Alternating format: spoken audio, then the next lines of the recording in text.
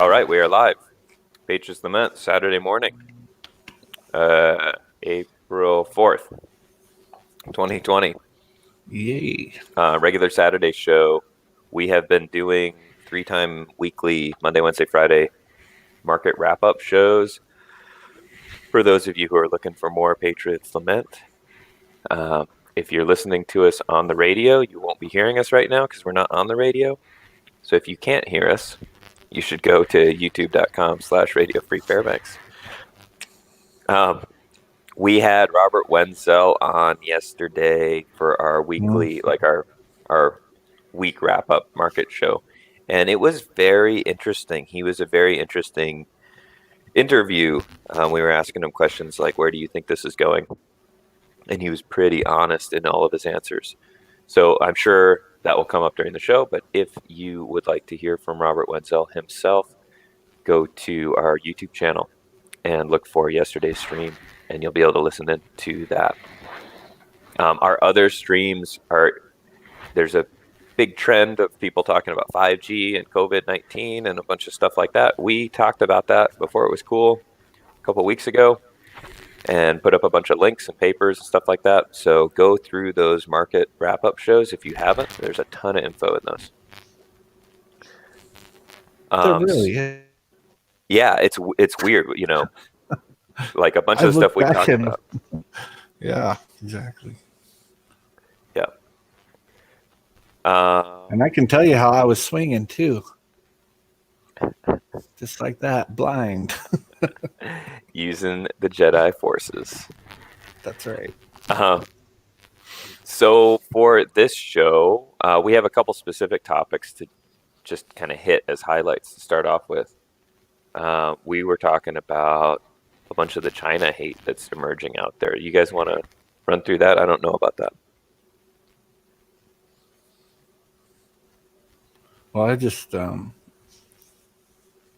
yesterday, the last couple of days, but then there's been politicians now of the Republican sort like Cruz and Rubio, really putting the blame China for all this in one aspect or another. Whether it was, I think Cruz is actually talking about whether it was a Chinese bioweapon, and Rubio just they lied to us to keep us from blah blah blah. So, then last night and today, the stories I was seeing was how, despite the fact that China gave us this virus, they're now taking advantage of it by moving into the South Chinese Sea. And in 1 month, they're already drilling the oil out of there, which is pretty they probably need all billion of their people to build that rig and have it drilling oil in 1 month. But whatever. Most people don't know that. So, and then comment sections. I read 3 different stories and then read the comment sections. And it was all, let's kill them. Let's nuke them. And it wasn't just the Trump, it was even, I remember 3 different comments that were, self-described progressives. Maybe not. And they were just killing. Well, all these new first-time gun owners are getting gung-ho about bigger guns now. Crazy. That is classic scapegoat stuff. Yep. Something bad's happened. It must be someone's fault. Mm-hmm. Much like the German baby eaters from World War I, or the Jewish baby eaters from World War II. Same effect. I wouldn't doubt if they're eating them now. Well, no, actually, there is a story like that out claiming that China is picking up so-called political dissidents to harvest their organs. That's being pushed around again today. So there's actually a term for this. It's called atrocity propaganda. Mm-hmm. I've just posted the Wikipedia in the live chat. Right. I've not heard of that actual thing, but I can definitely probably agree already. Strangely enough, they didn't teach me about it in school. They didn't teach you that in government class? Well, I went to a private school, but Oh, okay. it was it was American nonetheless. Well, see, in America, we don't believe in teaching you about it. We just teach it to you. Right, not about to. Yeah, how dare the Chinese drill in the South China Sea? The U.S. has interest there, obviously. Oh, yeah. There's a lot of oil and gas.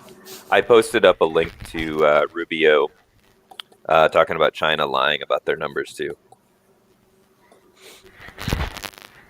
And I guess I don't know if those two guys are in a re-election year this year or not, or what, or just taking advantage of whatever red meat stuff they can get. Wasn't Ted Cruz lying, Ted? Oh, yeah. Oh, yeah. Yep. Yeah. Anyway. He sure was. So they're trying to convert a virus into a war. Yep. And this, well, it's not a far stretch because they've been telling us it's a war. They declared it a war a couple weeks ago. Right. Trump's already a wartime president. They just haven't declared who the enemy is yet. Well, right now it's invisible. It's just been the virus up to this point. It's invisible. Yeah, that's right. Haven't you seen it? It's invisible. So far, it's invisible, but everyone at home is a potential carrier of the enemy. Right. The potential collaborator. Domestic threats, foreign and domestic. Invisible threats, foreign and domestic. That actually sounds like something Trump would go along with. You know, when he said, "I don't like heroes that got captured." He kind of turned that into the virus too. Oh yeah, well, I don't like Americans that got sick. I have another article along these same lines. This is just kind of like the wrap up for the week. If you guys check the live chat there, Google is sharing Android user location data with the UK government. I think I read that they're actually sharing location data with 130 countries' governments. Yeah, I saw that yesterday. I was going to bring it up yesterday, but the 131 countries, and Google's releasing location data to track so-called coronavirus carriers. So well, do we have make sure you have your Google location services turned off. And I would guess that Facebook is doing the same. Mm-hmm. Yeah, you guys have any other ideas for people with different phones? Yeah, turn your location services off. Yeah, airplane mode works really well too. Yeah. And you can just turn on, like I think Corey pointed out, that even if you have your GPS turned off, your phone still pretty much kind of knows where you are based on the tower you're connected to. And even the Wi-Fi hotspot you're connected to, because the Google cars that drive around that everybody loves so much because they give you good maps, they also map out home Wi-Fi routers. They listen to everything that's out there, and they build a map of the world. And some of it changes, but a lot of it stays the same. So even if you're walking around with your phone on Wi-Fi, which is, not as definitive as where a cell tower is, it's still going to get you pretty close. So yeah, put your phone in airplane mode, turn the Bluetooth and the Wi-Fi off. I was just checking my Google timeline, and it caught me leaving the house yesterday. I wasn't careful enough with my phone. Oh, got me going through the woods. Two more, buddy. Two more. Yeah, one trip down. Yeah. And I'm gonna start social distancing some shells from our house. Well, they're starting to put ankle bracelets on people who are supposed to be stuck in their homes. Yeah. In Kentucky, wasn't it? Yeah, and then there was a Texas town too. I think that was starting to enforce it with pretty draconian measures as well. Here is seeing them, publicize. Talking about why wouldn't Google just publicize the little dot right where your address is? This person social shame him for not social distancing. Yeah, and towns are also setting up snitch lines so neighbors can rat out their neighbors. That happened just Yeah. down the just west of me, London, Ontario. Set up a snitch line a couple weeks ago. Mm-hmm. Here's the article for that. Boom, boom, boom. And our stance on the snitch hotlines is kind of like our stance on voting. Mm-hmm. Vote quickly and vote often. Mm-hmm. Snitch harder. Yeah. It's working. Snitch a lot. Maybe we should set up our own snitch line to turn in snitches. Ooh, Ooh, there's an idea. right here. Yeah. I don't know. It took us like a week and a half to get cell phones on the show working. Shut up. Patriots Yeah. Lament rat line. That was Right. pretty good. Other stuff going on this week. Passports. Mhm. You guys want to talk about passports? Yeah, so yesterday, the State Department announced that they will no longer issue passports. Now they have a little officialdom there if it's a matter of life or death, but you have to prove it, and so it's just stuck in there as a officialdom. But yeah, if you don't have a passport, you're SOL. You're not getting one. And it kind of spooked me, honestly. Yesterday was April 3rd, and there's been this talk going around for the past year or so that on April 4th of 2020, they're going to start revoking passports. And so that happened yesterday, and I kind of spooked. But yeah, so that would be the next step, wouldn't it? Interestingly, earlier in the week, Pompeo announced that all Americans overseas need to return to the U.S. immediately, or you're basically going to get stuck. So, what is the big story behind that? We don't really know yet. He gave a 2-week window in that, didn't he? I don't remember I don't think I saw the window. Just said they need to return back to the U.S. immediately. And the window maybe it's just the window's closing. Yeah, just the window's closing. So basically, you're locked in. If you don't have a passport, you're locked in. If you're out of the country, you're going to be locked out soon. And if you have a passport, who knows if you'll be able to keep it. So what do you guys think? Que significa? What do you think the significance of that is? Like each of you individually. Mm-hmm. My first thought was the precipice of a big-time war. Russia is starting to do the same. Russia is pausing their flights for repatriation right now. You can't go over there to visit, and they were bringing Russians back, but I guess that's been put on pause. So I'm starting to think a major war. Okay, what's your take on that, Josh? I've thought about what Mike said just now for sure, and then personally, it ticked me off really because I have family members that I would like to have passports right now, and just thinking that they're telling me I can't go somewhere, and well, okay, this part of your family can go, but that part can't. That ticks me off. Just on a personal level, someone can do that to you. That's angering. And, the only reason you wouldn't give them now is because most people, I would think, right now that would want to get a passport would be to leave. And just, restricting travel at all, movement, it's kind of a basic for humans. They're the ones who tell you need a passport to travel in the first place. Yeah. Good thing the world was mostly inhabited before that came around. Right. I wonder how that happened. Yeah. What's your take on that, Corey? I tried to think of the most benign thing, and also I'm in a situation where I just got a brand new passport, so I'm feeling pretty good about this. And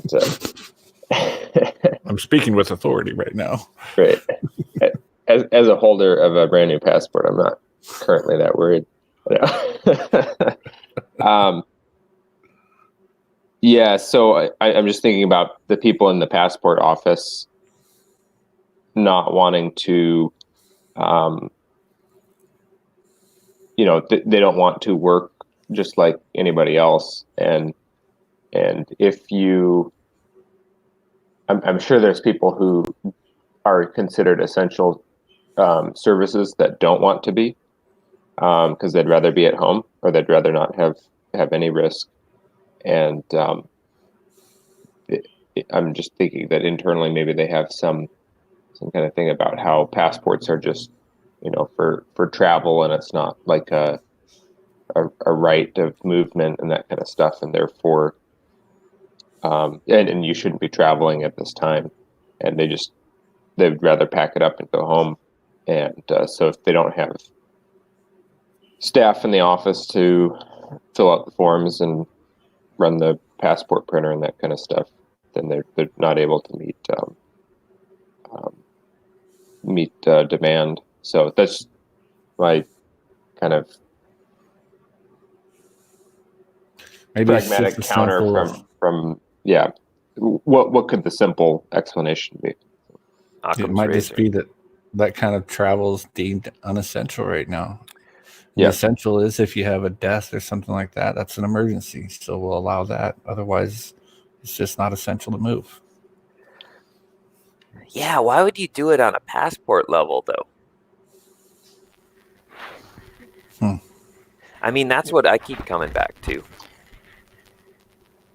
It'd be interesting to see what's going on with visas, if people are able to get visas, or if other countries are issuing visas as well, because that's a little more immediate, because passports are like 10 years.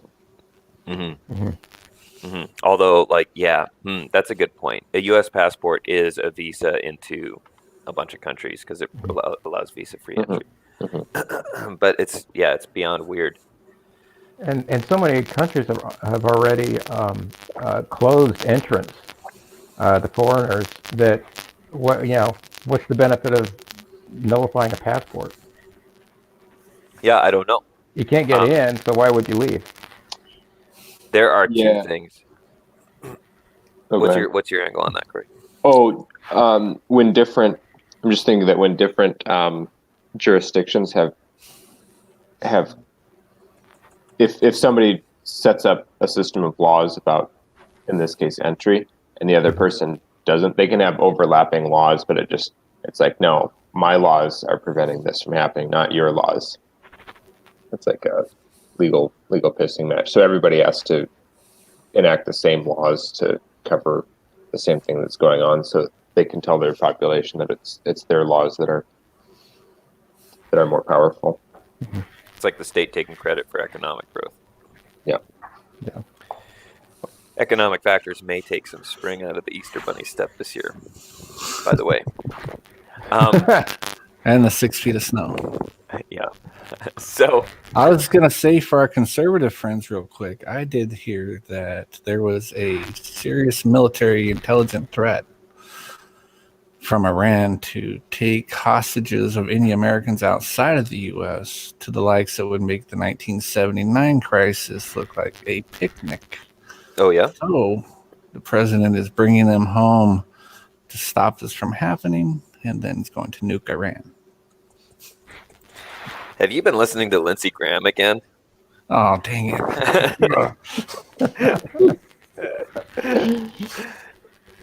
I get confused because I try to listen to Sean every once in a while so I can share with people what the other side's thinking, and then I forget which guy I'm listening to. Sean the Truth Hannity. Truth in name only. I have so I've had a few conversations about the passport thing. I think it's pretty interesting. One angle that I heard that I thought was pretty good was like Americans almost reflexively do what they're told they can't do. And so one angle that I heard that was pretty convincing was that, like, Americans generally, they're like one of the only people groups on the planet who doesn't get a passport if they can. Like immigrants who I've met in Canada, their highest priority in life is to get a Canadian passport. Yep. And then the idea that like 2/3 or whatever of Americans don't have a passport, they're like, that's insane. That is insane. You're in a country that'll issue you one. Why wouldn't you have one? So we're already there. right now that you can't. Why would you want to leave, sucker? Well, there's that, right? So there's You're not a patriot. There's two sides. I think now that it's been prohibited, this was an idea that was thrown at me, not my own. Now that it's prohibited, there will probably be a lot of people who will get one when they're available again. But Yeah. I also suspect that the passport ban will be self-enforcing. Because exactly, why would you want to leave? And Americans are really good at self-enforcing draconian stuff. Like you basically don't need the government to do it. That's where the armed American thing doesn't work. It's because a bunch of the armed Americans are thin blue line people. Yep. Anyway, there's the self-enforcing aspect of it potentially. There's also the sorting. Like saying we're going to close the border and you can get in for 2 weeks and then you can't, and you're not allowed to get out. And I didn't know Russia was doing that. But this is like an opportunity for, business and life in general tends to blend a lot of things, or it can. And especially business and life tends to blend a lot of lines that states like to keep separate. Tends to move things across barriers. This is a really good opportunity for states to sort us and them again. Like one of the issues with the U.S. wars in particular is that there's Americans all over the place. And so when they blow some place up, half the time they blow up Americans by accident, or on accident. So in this case, they can say, "Well, we told everybody to come home." And if you didn't pay attention to our warning, you're basically not an American anyway. So to hell with you. And everybody, it sounds like other countries are playing that game too. It's an opportunity to sort. And it's like people like to sort things in their free time anyway, so why not? It's almost the round 2 of the, you guys remember the Enemy Expatriation Act right after the Indefinite Detention Act. Yes. Because what it was, that one was, we were kind of saying, so how could they say that, we'll never actually arrest Americans and put them in Gitmo or whatever. With this indefinite detention, it would never actually happen to an American citizen. No. We said, yeah, next thing you know, they'll say, because you're not a citizen anymore. And I think it was a week or two after that, the Enemy Expatriation Act came out. So that if they suspect you for the reason they would want to arrest you in the first place, you lose your citizenship. So they're not doing it to an American. And this could be the same thing. You didn't come home, you're not an American. We're all in this together. I've also wondered, and this is the speculative side too, if this is a preparation for a new passport system that's going to have a mandatory medical ID attached to it. You have, especially with the time, the real ID deadline is coming up in October. This coming October, and I kind of wonder if this blends with that. It could well, and this is also a census year. Right. And then, there was a Reddit post that I saw. It was one of those open forums for Bill and Melinda Gates, and they were asking him a question about coronavirus. He was talking about how we need a authenticated certificate showing our immunity or vaccination in order to travel. And it got so involved that the respondents started talking about, man, this is mark of the beast stuff. They were starting to bash Bill Gates over it. And so, that's something that I wonder is going to come up, because basically he was talking about a medical certificate to travel.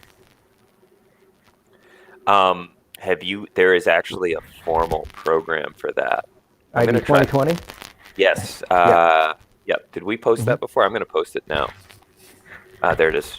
Yeah, I think we did talk about it. Mm-hmm. Yeah, we talked about it last week, a couple weeks ago. Yeah. It is worth. I'm going to, this is creepy enough and awful enough. Yeah, I'm going to screen share it again. Yeah, we screen shared it. Let me full screen this. This is where I get to look like an old person. And we're going to go into this mode so we can make fun of it.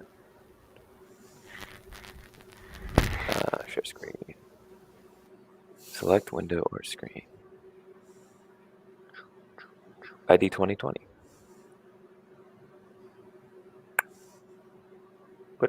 Here we go. Look at that. Here it is, everybody. The need for good digital ID is universal. I watched a Bill Gates talk about this. This is where they want to use the quantum dots, which was in my IEEE electrical engineering trade magazine. Like, this is not conspiracy stuff. This is totally mainstream now. The quantum dots, basically, they have these little needles. They have a little thing they press up against your skin. The needles are made out of sugar. And so the needles inject the vaccine, and then they have a little bit of UV ink on their tips. And so they just press them into you, and then the sugar dissolves from water, and you get the vaccine, and it leaves the UV ink behind in a little pattern. So when you go through an airport or anywhere, you have this little pattern for every little spot where you've been, where you've gotten your vaccine, and the dots are arranged in such a way you can just scan it with a digital scanner.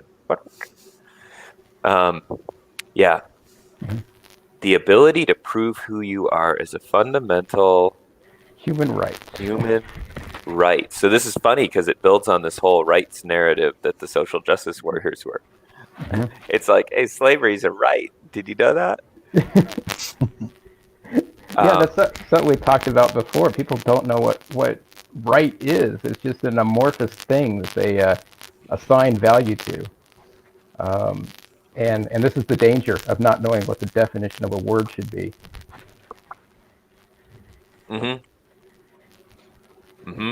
Well, and you can get, very true. And then you say, everybody likes rights, right? And then they ask for it. Because we live in a digital era, we need a trusted and reliable way to do that in both the physical world and online. Now, what's interesting is they are rolling, the Rockefeller Foundation, the Bill and Melinda Gates Foundation, who are part of ID 2020. This isn't some unnamed they. This is the website, id2020.org. This is being rolled out with poor people first. Classic move. Use poor people in the third world. No one will know when they die. And no one will notice when all the genocide that happens in Africa, when the guys who are doing that get UV scanners and start scanning people. Your ID that's tattooed into you will be used by people you don't like as well. So it'll be used to sort people and kill people and do all sorts of stuff. Anyway, yep, here it is. Private, portable, persistent, and personal. Wow. Somebody learned alliteration. Look at all those P's. They should be on a UN board. Oh, they are. 1.1 billion people worldwide live with that. This is, we are going to experiment on poor people. That's how you translate that. These are the people who make, live on $1 a day or whatever. Because if it doesn't work, nobody will care. And it's interesting. Yeah, they try to claim that is a bad thing, that you don't have digital ID, but it's they who are requiring you to have it. It's just like the passports. People traveled around freely before World War I, and then those people that are, those same type of people who are on the screen right now are the ones who dictated that everyone needs a passport. Oh, you're deprived if you don't have a passport. Really? People were a lot freer back when there weren't any passports. So all the problems that you experience from not having a passport are created by the people offering the solutions. Yeah, it's artificial. Problem, reaction, solution. Mm-hmm. All over again. Identity data is outside of individual control. See, individuals can't solve it. You know what we need? We probably need the United Nations to do something for us. Protections for privacy are insufficient, and we all know how well centralized databases work for privacy. It's a great idea. You throw all the data into one place, guarded by the best and brightest of the government. Nothing could go wrong. Identity is neither portable nor persistent.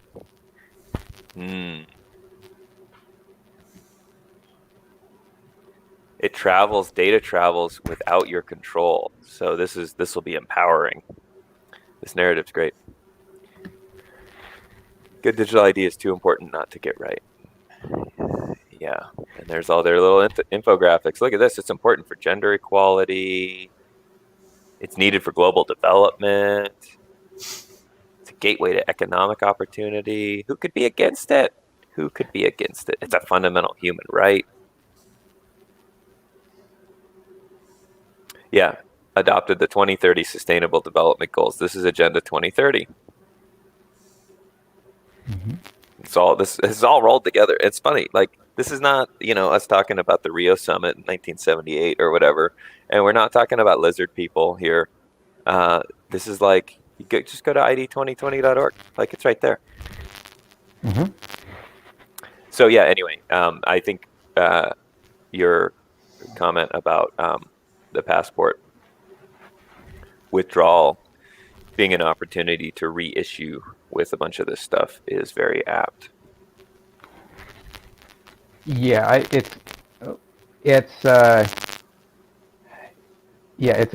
ominous. Here's that quote I was talking about from Gates. I'm going to send you the link, and the quote is inside that link. Okay. There we go. Okay, here's someone asking a question. What changes are going to have to what changes are we going to have to make to how businesses operate to maintain our economy while providing social distancing? Here's Bill Gates' answer. The question of which businesses should keep going is tricky. Certainly food, supply, and health systems. We still need water, electricity, and the internet. Supply chains for critical things need to be maintained. Countries are still figuring out what to keep running. Eventually, we will have some digital certificates to show who has recovered or been tested recently, or when we have a vaccine, who has received it. So it's interesting. First of all, his answer starts out with a communist mantra. Bill Gates is deciding what businesses are important, what businesses are essential. I mean, that's the centerpiece of communism right there. Just call him Bill Lennon from now on. William Lennon. Yeah. And he's saying, he says right there, you need digital certificates to track people's immunity. Well, is that just the coronavirus?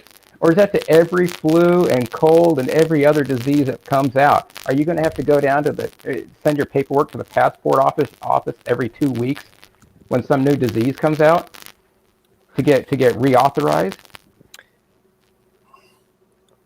One of the interesting things about the talk with Bob Wenzel yesterday was that he is of the belief that things will return to some form of normal, something resembling what existed before this. And we were talking about that, like, thematically for the show, and I think it's in the title of the show because I put it there. Talking about where we were a few months ago, where we are right now, and where we will be in like a year or two. Anyway, Bob was pretty convinced that things will return to some form of normal because they have to, because the system sort of relies on people and people doing what they were doing before. Like, the system is just as susceptible to giant shocks as individuals are. And I think there's some truth in that. Corey brought up the point that because the system doesn't really run off tax dollars, that's not necessarily true. But one of the things, I mean, Mike, you just brought up this point. Are you going to have to submit your travel records? Well, you could just replace passports with travel certificates that you apply for. You want to go on vacation, you go to state.gov and apply for a travel certificate. Every time Then they you gotta decide go if it's essential. Yeah, because they'll decide if it's essential. And you don't.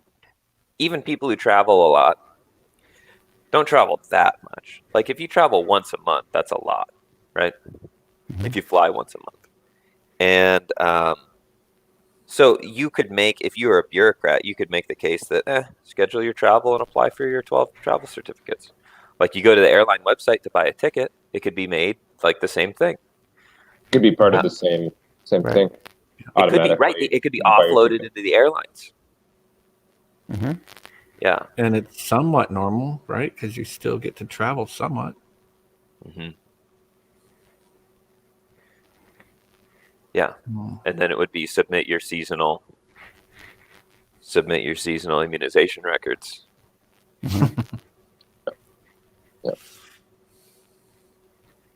Because of what you'll bring back. Yep.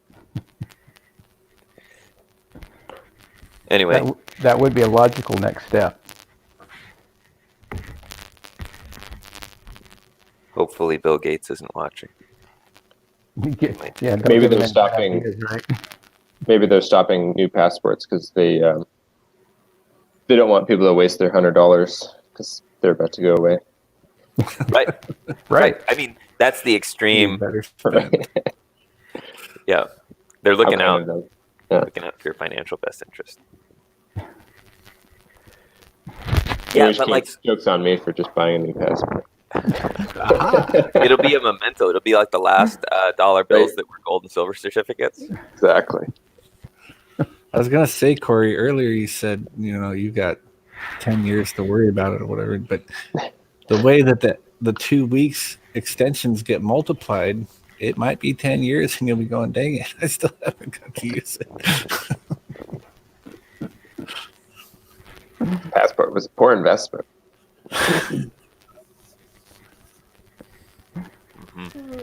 That was 10 years ago. And I remember go ahead, Corey. David and I were in a meeting in Canada. Oh, we were at a notary, and one of the Canadians there was just commenting on how patriotic our passports looked. Like when you go through the pages, like it's all like eagles and like The moon. yeah, With a flag in it. yeah. Everything had a flag in it. Yeah. Very They were Romanesque. They were very. They kind of looked at their passport and was like, "Oh man, ours isn't that cool."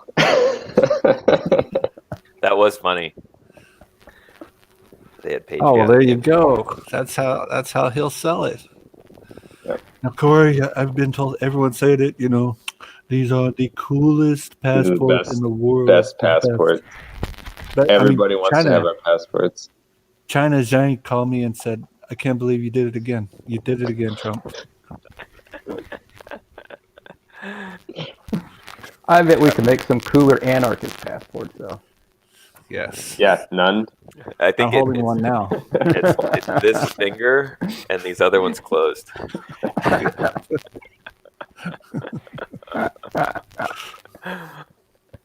Yeah.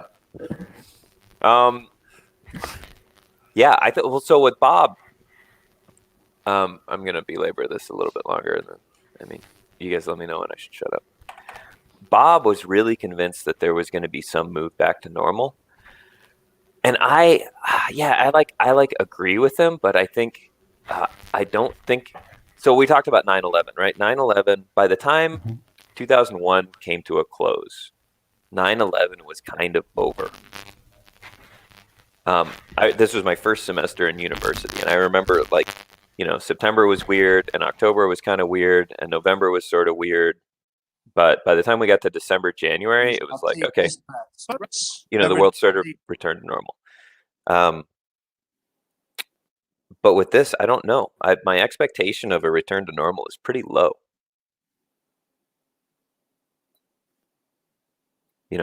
Like what does normal even look like? So I got a letter from the CRA, the Canada Revenue Agency, or no, from my bank, for my business. Okay, here, let me pull it up. In Canada, they have a program.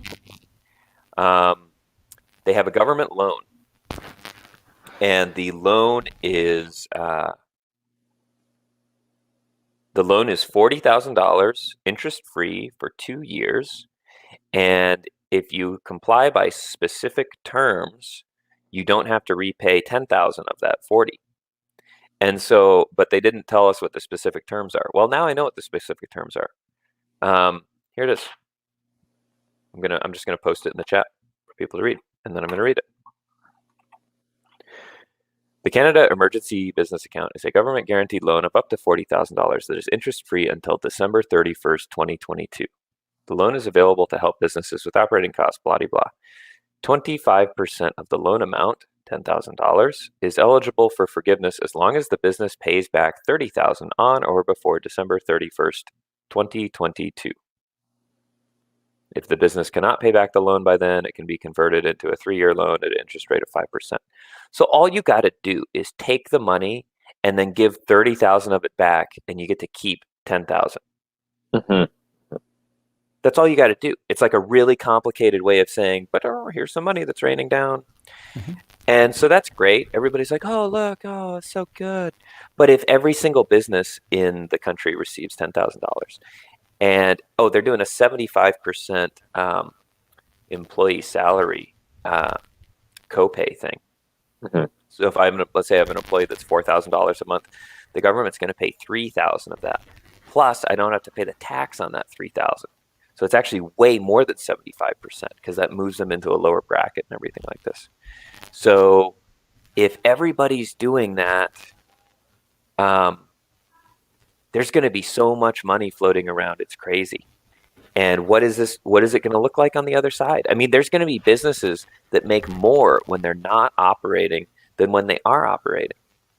Yeah, a couple years ago, that would have been my business. The amounts of money being given out here greatly exceed what my company was doing a couple years ago. So what does that look like? How does this return to some semblance of normal? I don't know the answer to that. I think Bob acknowledged that it would be lumpy and weird on the way back. But yeah, I don't know. One of the things that I was thinking that, one scenario is that, pick a date and everything, everyone expects it to not go back to normal. And then there's a pretty good effort at making things appear as though they're over for some period of time.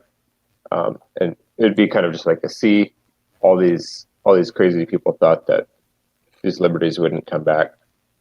It's just another way of saying that that it's a system test, and all the stuff has been tried out, and in order to prevent spooking everyone, they make a good effort at going back to normal. But everyone remembers what it was like in 2020, so that the next time it happens, everyone's more familiar with all the same steps.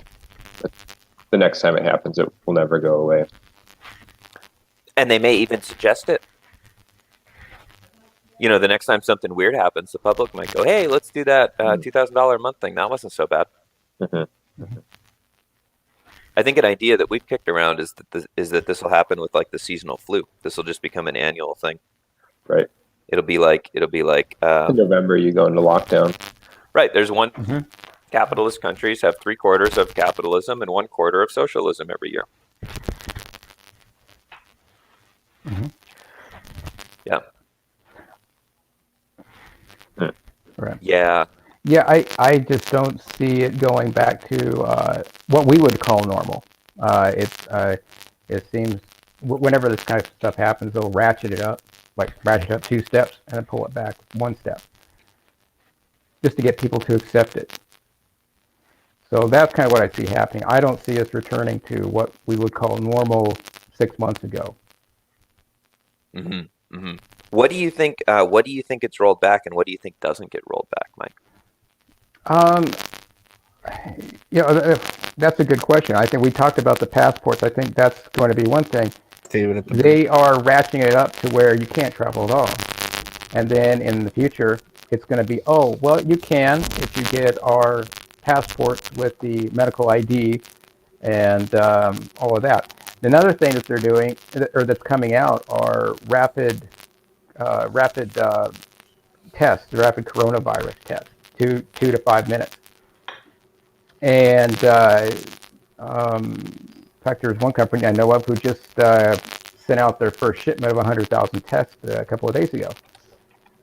And those, in fact, I think it said to airports. They're doing that in airports. That may continue. That's something that you might expect to continue. You have to go through this test, just as you go through the body scanner. You get your snot swabbed and tested before you can get through the checkpoint and onto the plane. Mm-hmm. And it's just one more. The security mechanism for doing that's already there, thanks to 9/11. Right. So it's just one more step. And it's a way to collect DNA. Oh yeah, sure it is. Are you saying that you want to get everybody on a plane sick when you fly, Mike? That's what it will turn into. I heard it. People are getting into fights now over the 6 foot rule. Mm-hmm. Saw one story about a lady who slapped some guy who got too close to her. So it's already starting. Shouldn't have been close enough to be slapped. Yeah.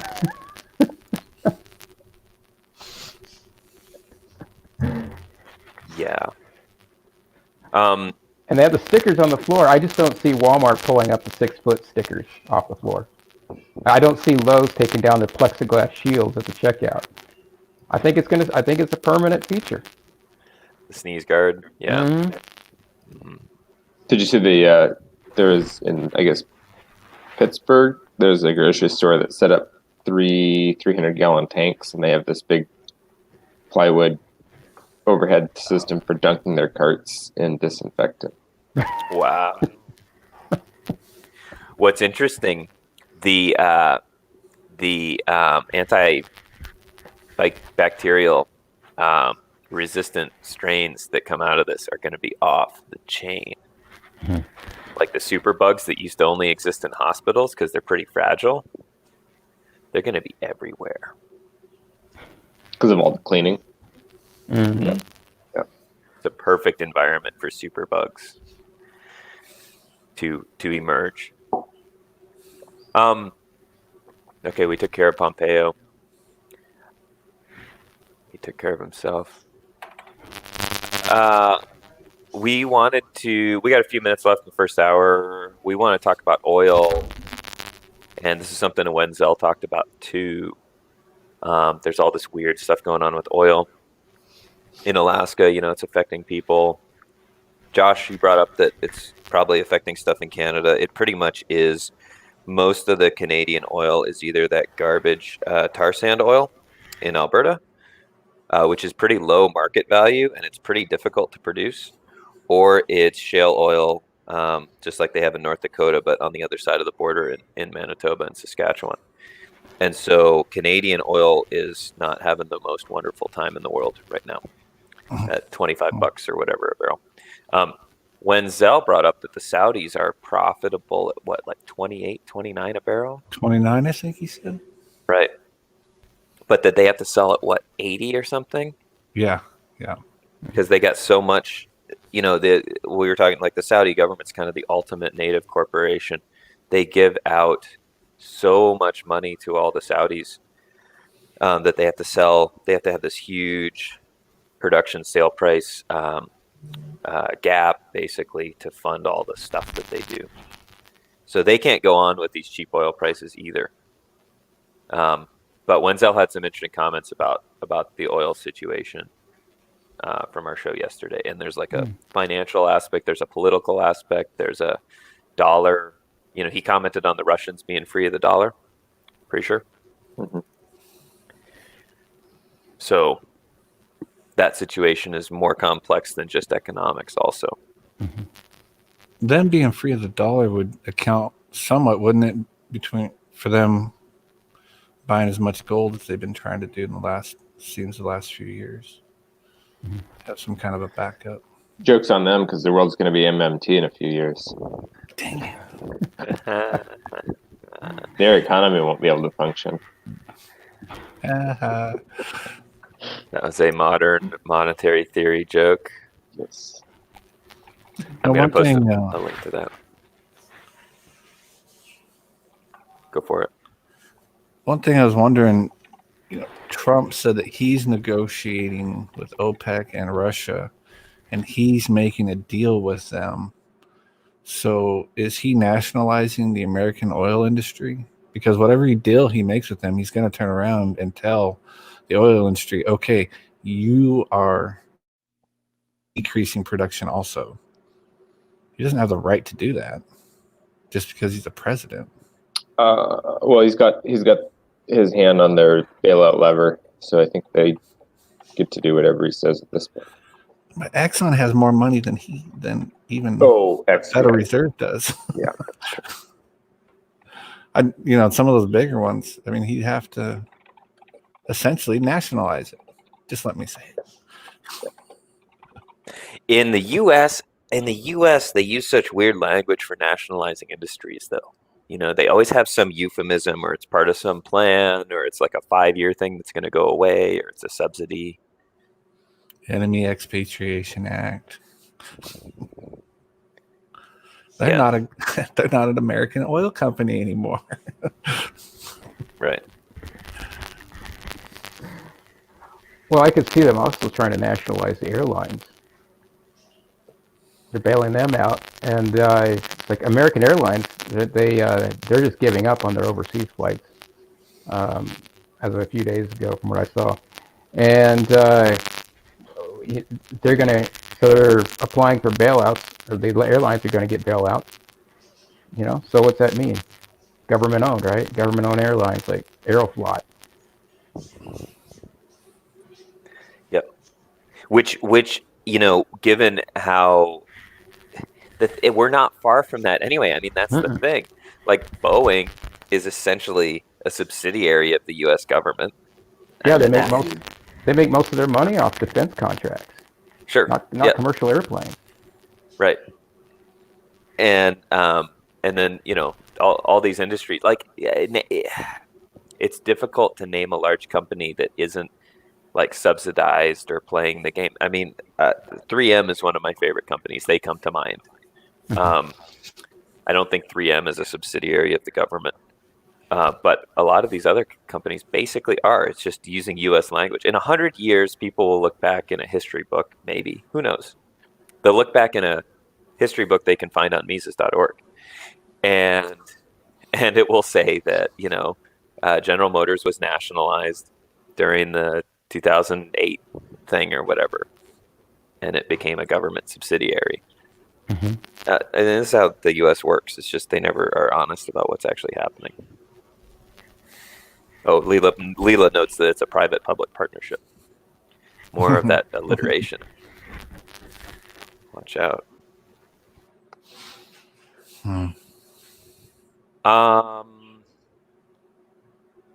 Yeah, those are all of our highlight topics for the first hour.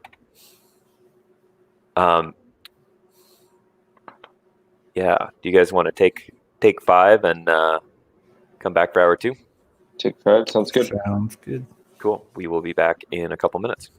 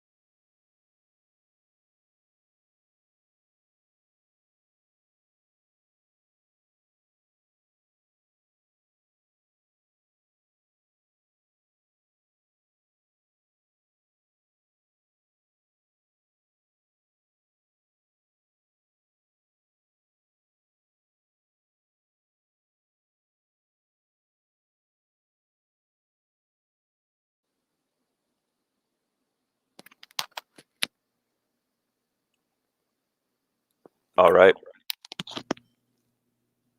Hour 2. All right. I think we all went and reduced our toilet paper stash by a little bit. I increased mine. Oh man, how do you do that? Do you have like a solar generator that makes toilet paper? Exactly. Actually last night I watched the How It's Made on toilet paper, and it's fairly complex. It'd be hard to set up Is on it short notice. easier or harder to make than a plumbus? Yeah. Well, when I finished watching the video, I actually said out loud something like, yeah, I always wondered how those were made. Everybody has one.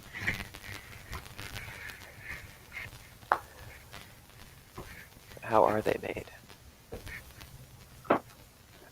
For this hour, 2 other things we want to talk about generally for the show are where things are going and what we can do, which is stuff when Robert Wenzel talked about yesterday too, and we've been talking about that as a theme. But before we get to that, we have a couple other stories that we can talk about. First is Rick provided us with this COVID-19. Actually, before that, call in number 208-810-1733. Call in is working. I'm gonna put it up in the comments section. Call in number 208-810-1733. So call anytime. We can get callers in here and have a conversation. This is a visualization. I'm now posting again in the live chat. This link is a visualization of COVID-19 deaths per day in the U.S. and it's plotted against the average deaths per day of other ailments. And so it's a little bit, Corey, I think you pointed out this is a little bit mixed because the other deaths per day are averaged across the year. But, why don't we screen share it for people who want to play along at home. Pardon, give me 1 second. Okay. Here we go. Full screen. I think it'll work when I refresh the screen. Here it is. Allow. Boom. Okay. When I hit the refresh right here. So it's here on the bottom. You have this timeline. See the little arrow at the bottom ticking along? And then you have COVID-19 at the very bottom. You can see the deaths ticking up and down as the days tick by. And then it goes non-linear.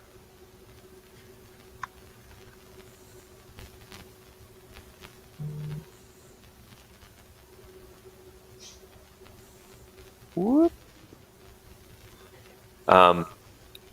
So that's how nonlinear trends work. What will the average be over the course of the year? Remains to be seen. We were talking about this a little bit on our weekday show, Monday, Wednesday, Friday. We were tracking the number of automobile deaths versus the number of COVID-19 deaths. Mm-hmm.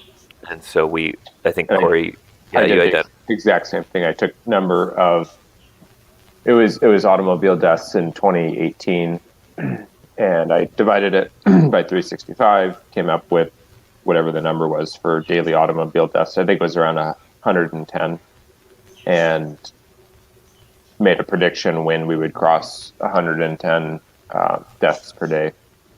Mm-hmm. Mm-hmm. Yep. Yeah, so there you go. Rick talked about this yesterday on the show. Josh got the link from him, so there's that. One thing to point out is every exponential growth curve has some form of asymptotic top out, so you end up with this S-shaped thing, and we just don't. Well, the exponential is bad. It just means that you can't estimate based on your curve where the top is going to be, but there eventually is a top. If that's that everybody gets infected, or if the social distancing works and not everybody gets infected, but eventually you get the top end of the S curve. Yeah, let's. I'm gonna point that out here. This is where the hockey stick thing that Al Gore talks about is just pure retardation. For those of you who didn't already know that it's retardation, now you do, because I said so. Here's the hockey stick. So you see, so this is Ebola. This is an Ebola plot of new cases / fatalities. So it starts off really chilled. It's too bad you guys can't see my mouse. It starts off really chilled out here at the beginning, and then boom, it takes off. And you see that upward slope. All the really scary I'm sorry, I can't make it bigger.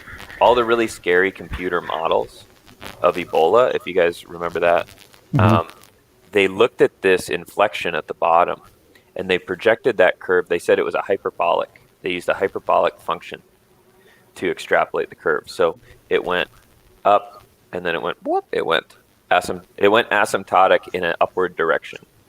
They should have used something like a polynomial or a parabola, because it actually goes up and then it snakes off. It's regression to the mean. Like, we live in a world where everything has a cause and effect, and so when something changes, this is Newton's law, right? Every action has an equal and opposite reaction. And so when something changes a lot, something else changes somewhere else, and things move back to equilibrium across time. So the mechanism for that's complex. I don't claim to know what it is. But in this case, you see that happen, right? You see these curves all roll off after some period of time. So that's the way this works. That's the way, like, systems in nature work. And I'm not saying that I know when that's going to be, like Corey was saying the same thing, but it's the way it is at some point. Here is another news story that we could talk about, that we've talked about a little bit in the chat.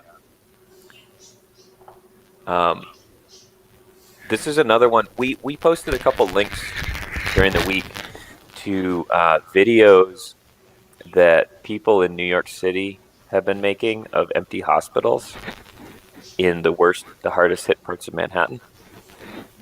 And not claiming to know why they're empty or if they're still empty or whatever. But it will be interesting to see with the Carlson Center. There's been all this effort and all this publicity around this. It'll be interesting to see if it gets occupied or not. Like, in many ways, the news story is all that's needed. You don't actually need the emergency. You can generate fear with the story. You don't need the emergency systems to actually be used to generate fear. So it'll be interesting to see if this gets used or not. And it serves a double purpose in that respect, that if you do need it, it's already there. And if you don't need it, it's already checked the box of convincing people that it's needed. Otherwise, why would you do it?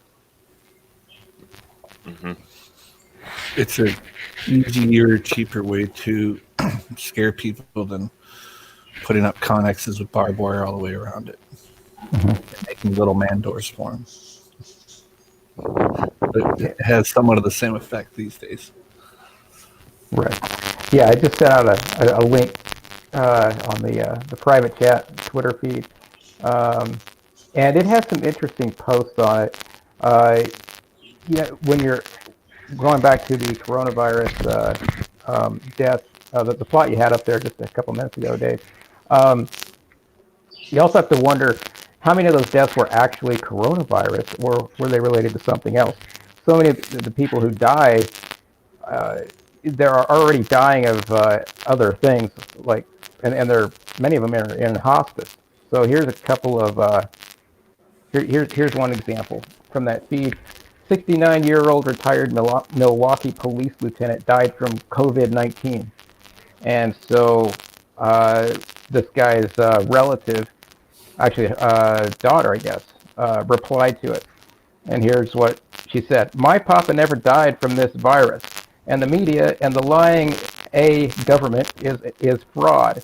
He had health issues way before this even happened. This did not confirm. They did not confirm with our family that he had this crap. And the media wants clout off his name. This is going too far. Coronavirus, count your F days. So that's one example. And then there's another example. Lady who was in hospice. Family member caught the story and blasted the media over it. Here's one that was right here where I'm at in Pasco County in Florida. Pasco man surprised to see Florida announce his death from coronavirus. The reports of my death have been greatly exaggerated. G. Della Sala quit after Florida officials said he died from the coronavirus. So how many of these deaths actually happened? How many of them happened from other causes? We don't know that. Those are variables that we just don't have any data on. There's some other interesting stuff on that site. There's one video of a lady in Britain, and she's yelling at these guys who are coming into her apartment building. She's going home. She's in her apartment building in the hallway. She sees two guys in biohazard suits, and they're handing out flyers that's talking about this guy that died, and there's with a picture of the guy. And she's pointing out to them, this guy didn't live here. He's a homeless guy who I feed every morning. I saw him 10 minutes ago. And they're passing out this flyer claiming he died. And then she's going off on him and claiming that they're lying. And then toward the end of the video, one of the guys in the biohazard suit pulls off his mask. So, how much of this stuff is even real? How much of it is that Easter Bunny story all over again? Economic factors may take some spring out of the Easter Bunny step this year. Right. For those of you who are not in on the joke, there is a. Let me see if I can find it. Can we play it? Are we able to play that on this or? Yeah, I bet we can play it. I hope the borough is getting a bunch of money for that from the feds. The Carlson Center. They may be depending on it, considering the financial situation they're in right now. You think they'll stop taxing us, though? I mean, you'd think that we should get a big rebate since we're not getting any services done. Right. But then again, we'd all find out that almost all the money goes to the employees, goes to payroll. It doesn't go to services. Well, didn't the borough can't print its own fiat currency, so it still needs taxation. Well, didn't the borough delay the payment, tax payments for the year? Yeah. So, couldn't we start a movement to do exactly the opposite of what we've been thinking the last several years and start advocating that all municipalities can print their own money? We've been fighting the wrong war for a long time. Right. Like that. I think that's a great idea. Mm-hmm. And I think that they should pay the teachers with the money that they printed. Yes. Very wise. Great. And the politicians. And the See if you can get Sourdough Fuel to accept it. Yes. That's right. And if they can, then great. Mm-hmm. I guess we would actually be doing what we have been talking about for a long time is competing currencies. Indeed. Or just outsourcing it to the borough. Well, if we keep going down this road of Mark of the Beast, you might have to grow your competing currencies in the garage.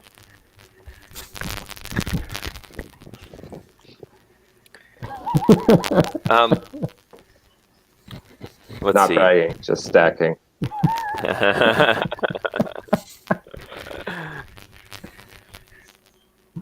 Here is the link. I don't know how we would StreamYard this. I can do it the lame way. Are you guys ready to do it the lame way? See if it works. The audio won't work. I know the audio won't work, but I can do it. I can do it. Okay. Because I got that feedback driver set up. Give me a second here. I am not cool enough.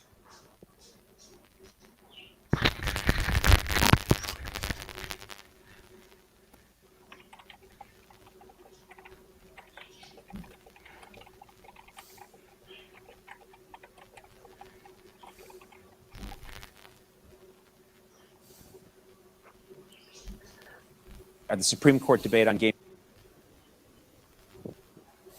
Sounds good. Give me some screen, and I will put it in. Yeah. Oh, my favorite view. There we go.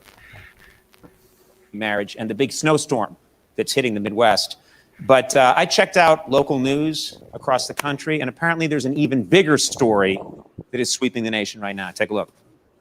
In consumer news, economic factors may take some spring out of the Easter Bunny step this year. Economic factors may take some spring out of the Easter Bunny step this year. Economic factors may take some spring out of the Easter Bunny step this year. Economic factors may take some spring out of the Easter Bunny step this year. Economic factors may take some spring out of the Easter Bunny step this year. Economic factors may take some spring out of the Easter Bunny step this year. Economic factors may take some spring out of the Easter Bunny step this year. Economic factors may take some spring out of the Easter Bunny step this year. Economic factors may take some spring out of the Easter Bunny step this year. Economic factors may take some spring out of the Easter Bunny step this year. Economic factors may take some spring out of the Easter Bunny step this year. Economic factors may take some spring out of the Easter Bunny step this year. Economic factors may take some spring out of the Easter Bunny step this year. Economic factors may take some spring out of the Easter Bunny step this year. Economic factors may take some spring out of the Easter Bunny step this year. Economic factors may take some spring out of the Easter Bunny step this year. Economic factors may take some of the spring out of the Easter Bunny step this year. Economic factors may take the spring out of the step of the Easter Bunny this year.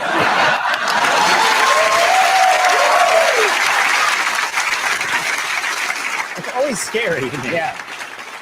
What a coincidence!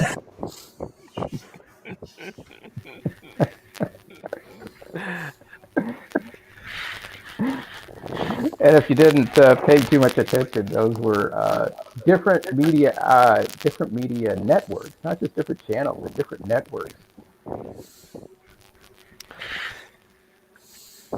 Yep. And if you really didn't pay attention, economic factors may take some spring out of the Easter Bunny step this year. There's some other examples. There's one dealing with gas prices. It's exactly the same that he did. Yes. Yeah. Operation Mockingbird. Right. Let's link that up. It's good to have a little fun these times of severe isolation. Well, I'm not isolated at all. So yeah, I mean, this is the challenge that we have, right? We live in a world of unprecedented access to information, but unprecedentedly poor vetting of that information. And like, okay, so contrast would be like you could download a PhD dissertation, on whatever, COVID-19 or something probably, and read it. You could probably find that with Google in like 2 minutes and read it in a couple hours. And in contrast, you have like sayings, like everybody remembers something their grandpa said or whatever, like, do you want it done fast or do you want it done right? And those kind of little quips take like hundreds of years, to come into existence. And they're a distillation of information across huge spans of time. And the ones that survive because they're true enough to be repeated over and over and over and over. And so we have access to all of this really quickly generated rigorous information, but none of it stood the test of time because there just hasn't been any time for it to survive. And so we're drowning in what appears to be really rigorous information, like economic factors taking spring out of the Easter Bunny step. But there's no time across which, or cultures across which, or people across which to vet any of that information. So, like, this is the COVID-19 information crisis. Well, we'll wait a couple weeks and see what things look like. Then we'll wait a couple more weeks. Well, you need like the wisdom of centuries to deal with this stuff. To deal with it in a good way. Do you remember? Do you remember a few years ago there was a kind of an experiment done where they used some AI to string together random sentences, and then they put them through a peer-reviewed journal and got them through the journal. Do you remember that? Mm-hmm. So this was just made up stuff. This was just randomly chosen sentences strung together that got peer-reviewed in a scientific journal. And it makes you wonder how much of the information out there is just made up. I mean, an AI program could write the PhD paper that you're talking about, and you have no idea if it's real or not. It sounds real because it sounds scientific and cool, right? It may just be totally random and made up. Right. I'm posting a link to the MIT guy's 2015. Yeah, that was Yeah, so we're seeing that not just the increase in information streams, but also the kind of disillusion of the existing information streams. If those papers can get in, it calls into question, I guess, all papers, and as a whole, peer review generally works. But we've also seen lots of pre-released papers getting used for coronavirus, and some of it is frontline stuff from hospitals, and these doctors just write some stuff in. They're working 12, 14 hours a day, and they just type some stuff in a document editor and post it, and they're just like, hey, here's what's working and what's not. And then others is this is where the guys out of India posted the stuff about it containing AIDS gene sequences, and there was a huge reaction in the scientific community to take that paper down immediately, because that was too much of a claim that wasn't peer reviewed. So they wanted that paper gone, and then those guys had to kind of rescind it, and that will be studied in depth later on. But it was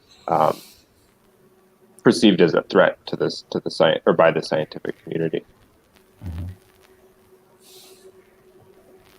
Right. Yeah.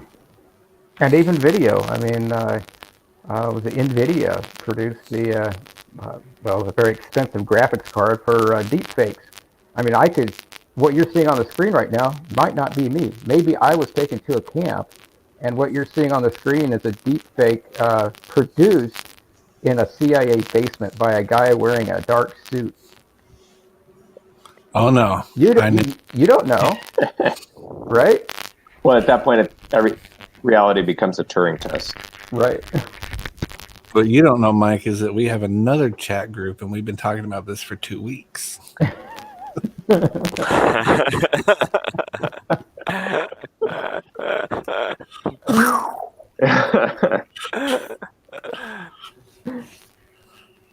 A simulation inside a simulation. Inside a simulation. Yeah, I was thinking about one of my graphics ones was you always have time to do it right the second time.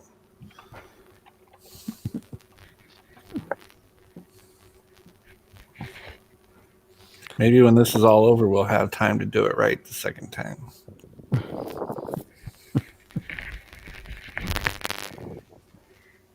Probably still get it wrong. probably still get it wrong. Why don't we You keep trying? Sent a link to me, Mike. You said March 28th is what we want here. Oh yeah, if you scroll down to the March 28th post, you'll find some of those. Oh, the empty hospital things. Yeah, it has several good videos. There's that one I told you about with the British lady. How do I copy? Here we go. Yeah. Okay, I'm gonna post this up in the comments. Fortunately, this one's open. You don't need a Twitter account to view this page. So, fortunately, it's open. Empty hospitals. I think it's that one. Yeah.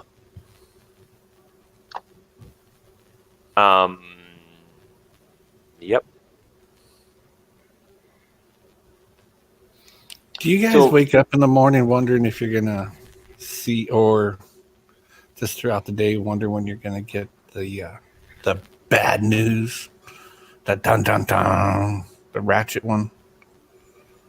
Do you think that might come at any time? I went to bed last night thinking I was going to wake up that way. Oh, which bad news? Just, the big one. Whatever it is. Yeah. Oh, yeah. I'm actually not worried about that. Take it next. Yeah. I'm actually not worrying about that much anymore. That's a good question. That's a question we're talking about. Take the worry out of it. Even, do you think about it happening at some point? I think it will. That's more my question too. Do you expect at some point we're going to get that? Whether we wake up to it or it's on the 5 o'clock, whatever. Breaking news. Okay, now this is game changer news. Do you think that might still be coming in this episode of our lives? It would take the spring out of my step this year, that's for sure. As much as the Easter Bunny. Probably as much as the Easter Bunny. I don't think jerks know that we have 6.5 feet of snow here, and that's going to take a big spring out of the Easter Bunny. It's still snowing. I don't think Easter Bunny can't go to your house, can he? That would be over 10 people, wouldn't it? Yeah, that's true. Layla was saying that they're recommending socially distancing in with your own family members. We'd all just have to sit in a corner. Are they going to put cameras in your house to watch you? Yeah. It'd have to be a very synchronized movement. Yes.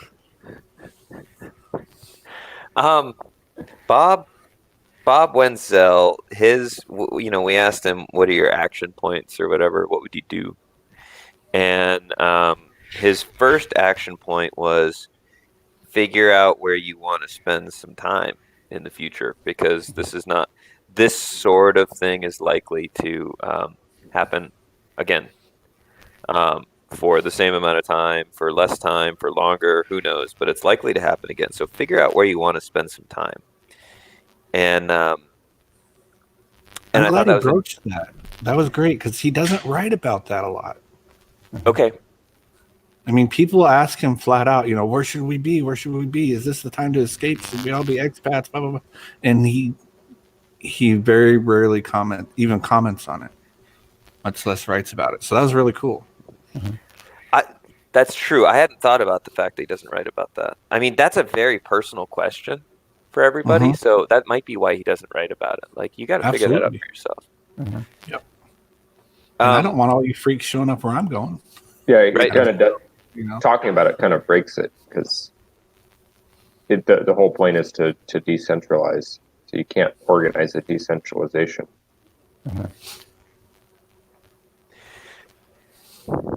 Yes, indeed. You need a DAO.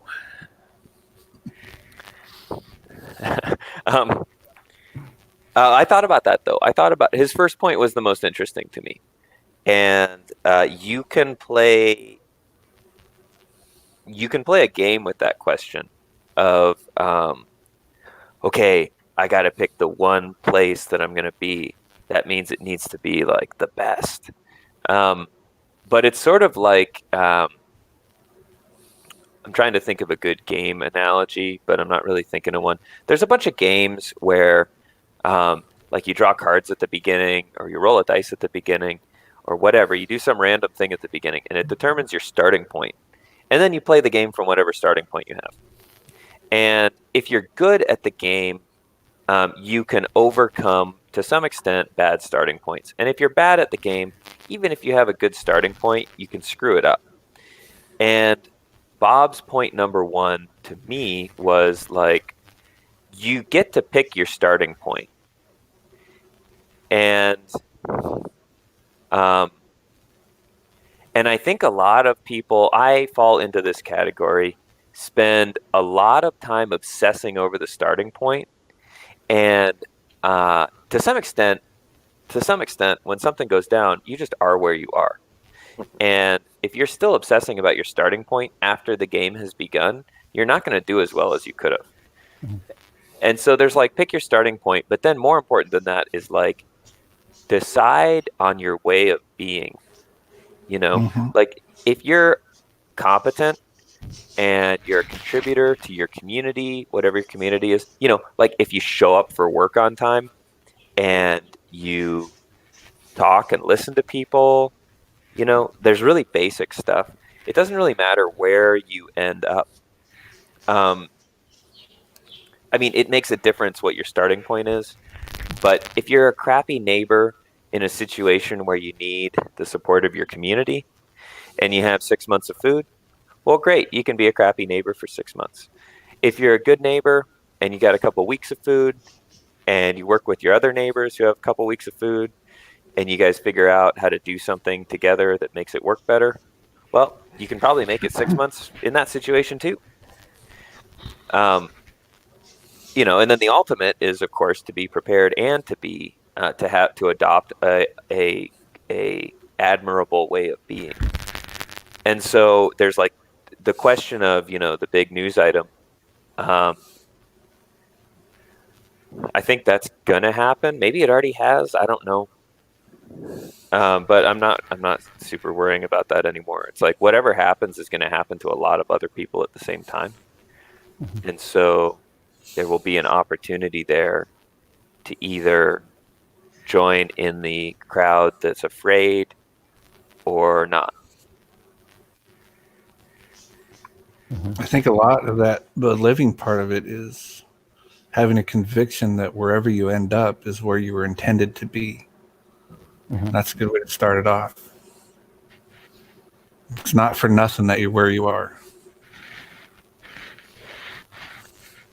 Yes, it is not for nothing. And wherever you end up, there's good to be done. There's, you're, even if you're in a bad place, if you are attentive to God's will for you,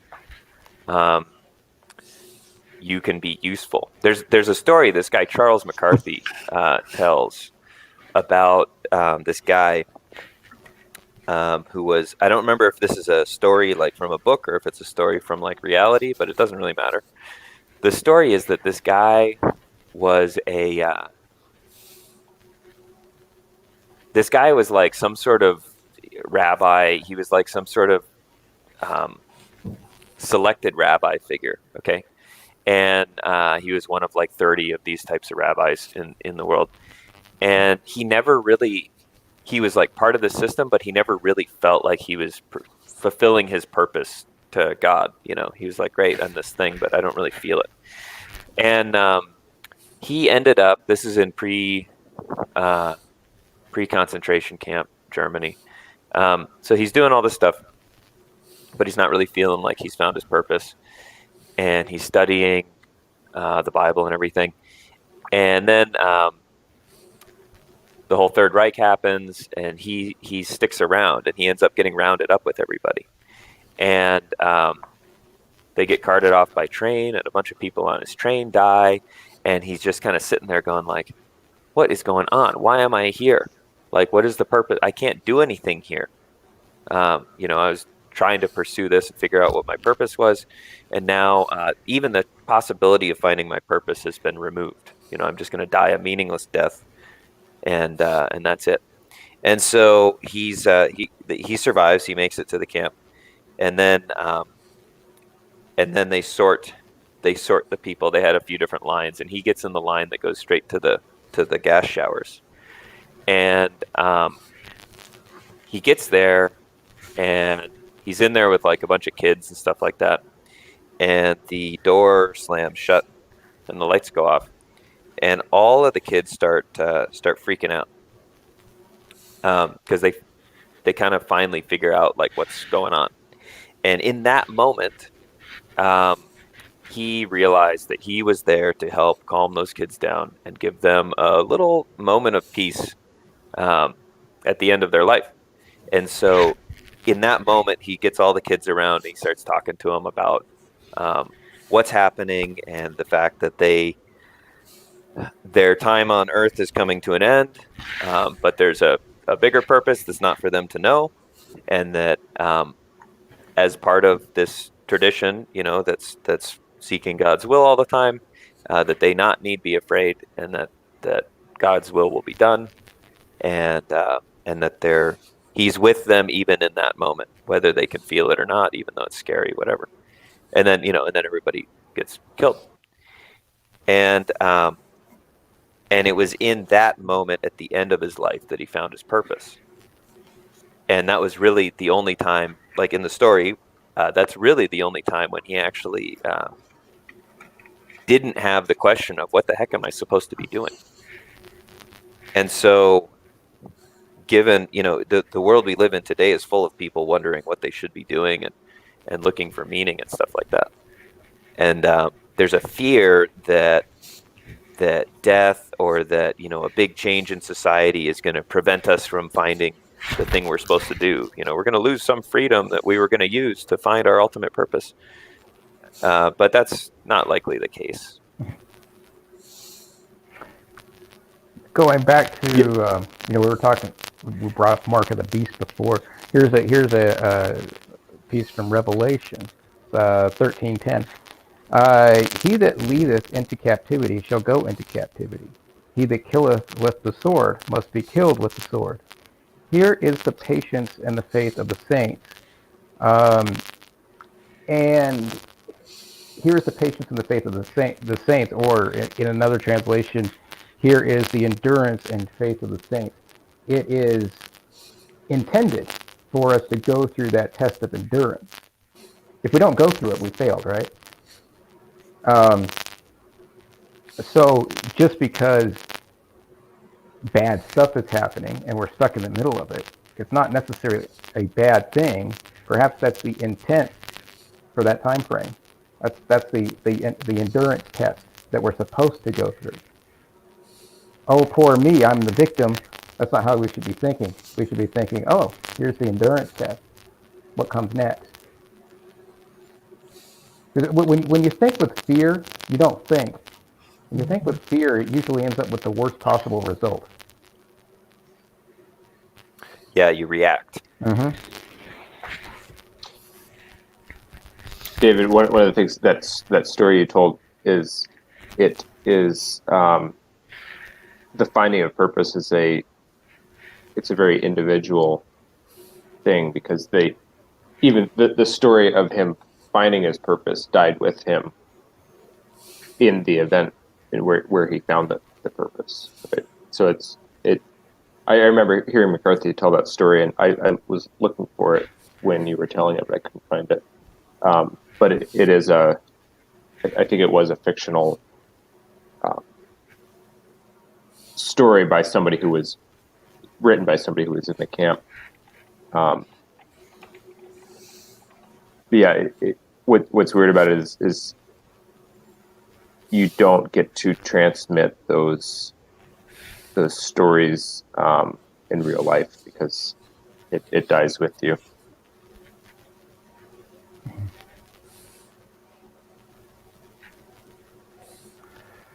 I think the Solzhenitsyn said that the best people died, or something like all the really good people died pretty early on, because they held to their values. Yeah, I think that was Solzhenitsyn who said that. Be a heck of a movie. Yes. Mike, I was just thinking when what you were talking about, the Apostle Paul did some of his best work from the pit of a prison. Right. Yeah, it makes me think there's that movie Dr. Zhivago, where they're loading people on the train, and most people are disobediently getting on. But there's one guy they put on in chains, and he looks at everyone else next to him who are not in chains, and he says, "I'm the only free person here." And of course, what he meant by that is his mind is free. Even though he's in the chains, he still perceives himself as being free because his mind is free. And it's a fictional story, but it points out that maybe his purpose was to teach others that they are not free, that their freedom doesn't depend on whether or not they have the chains on them, their bodies, but on their mind. And I was seeing that so much in Walmart yesterday when I was walking around. 10% now are wearing face masks and gloves, and they're terrified because the government and the media tells them they should be terrified. People trying to stand 6 feet apart, and just giving in to the social engineering. Their minds aren't free. And you were the voice in the wilderness there. Yeah, I kind of blew up. It was, I was trying to buy some buns, and there's 8 buns to a package, and I have 4 kids, so that's 6 of us, right? So that's one meal, basically one meal per bag. So I was getting 4 bags. So you can't have that. I got 4 kids. Yeah, everyone says that. So I just blew up at her. Started telling everyone in the line that this whole thing's a hoax. They're all being socially engineered. I told him, this is just to get you used to martial law. When you were telling us about that, it reminded me of the show Father of the Bride, when he's going through the aisle and he's ripping 2 hot dog buns out of every packet because he said the hot dogs only come with 8 hot dogs. I'm not buying 10 buns. It's a conspiracy.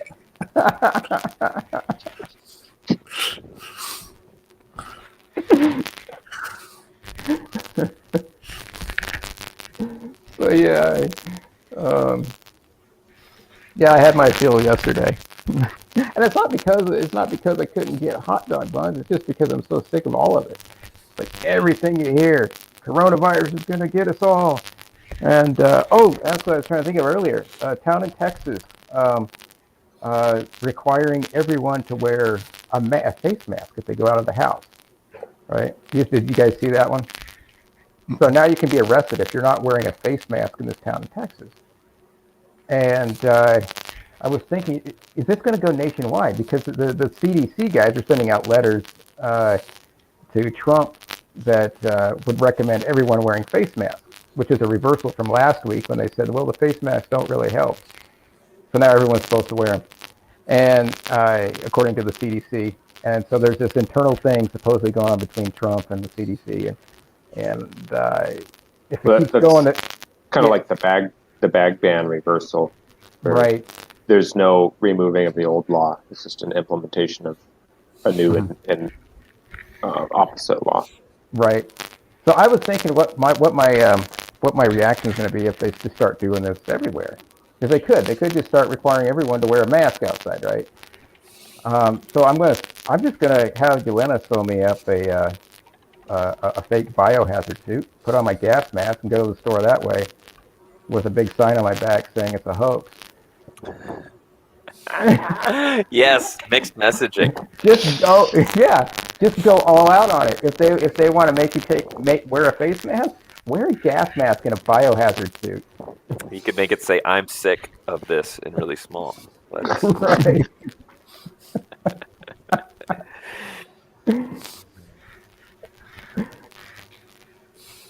Yeah. So yeah. Has anybody made political signs that say COVID 2020?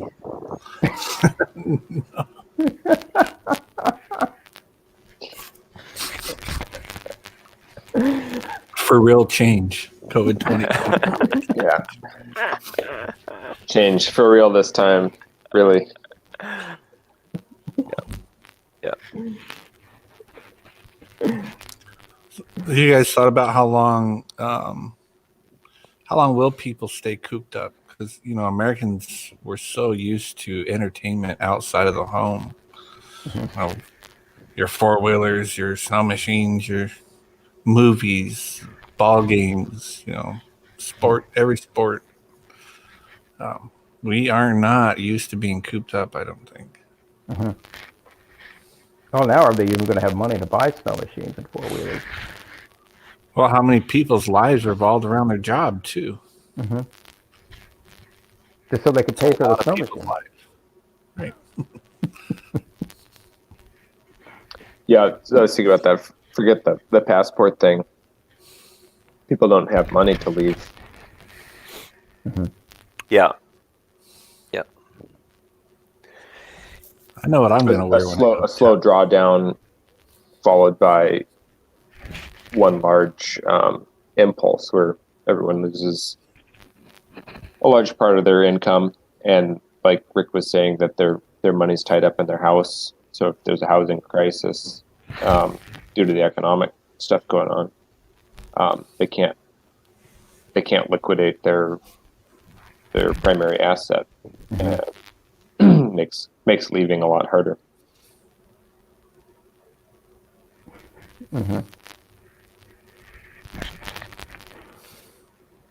Yeah.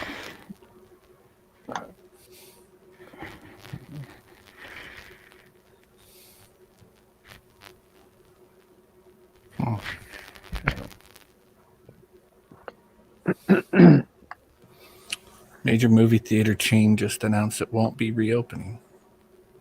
Oh, really? What chain?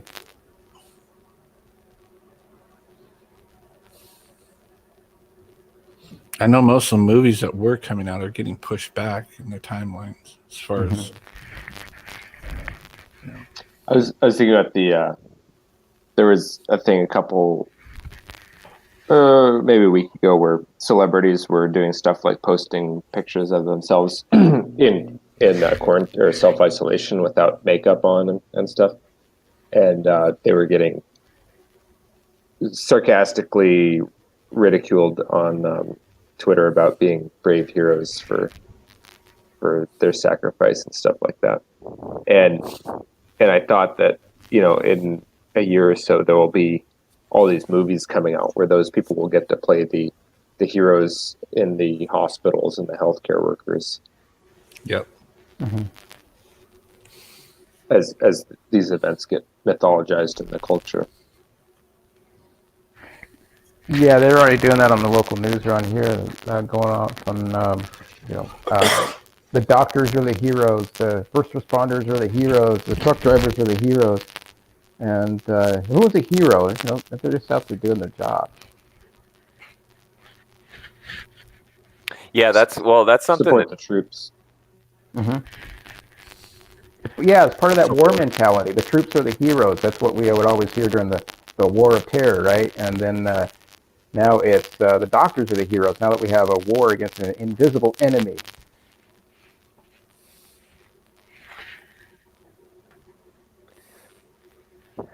Yeah, something Peterson used to talk about was that, like, the guy who does a good job at his trade or whatever it happens to be is he doesn't use this hero language, but he talks about like pillars of the community, and like he says, be a plumber, but be a good one. How many good plumbers?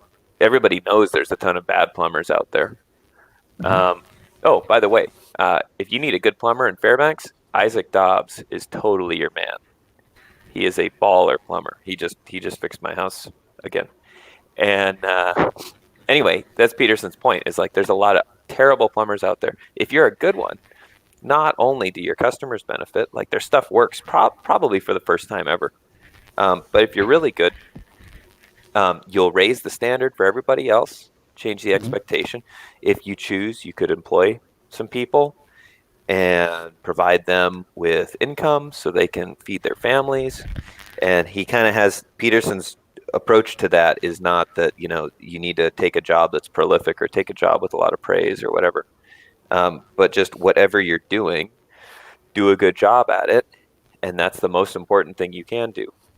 And it's funny how even in a time where there's all this kind of institutional collapse and everything, the narrative is still searching for the singular heroes and not creating a space where each of us, by participating in our families and communities and stuff like that, are important, right? Instead of saying everybody's important, there's still this distillation.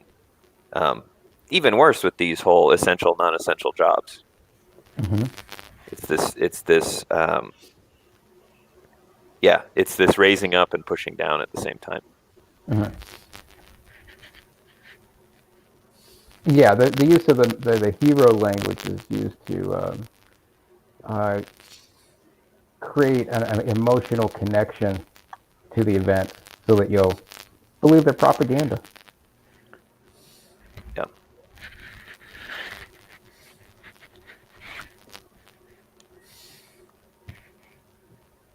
Yeah, it's interesting. Yeah.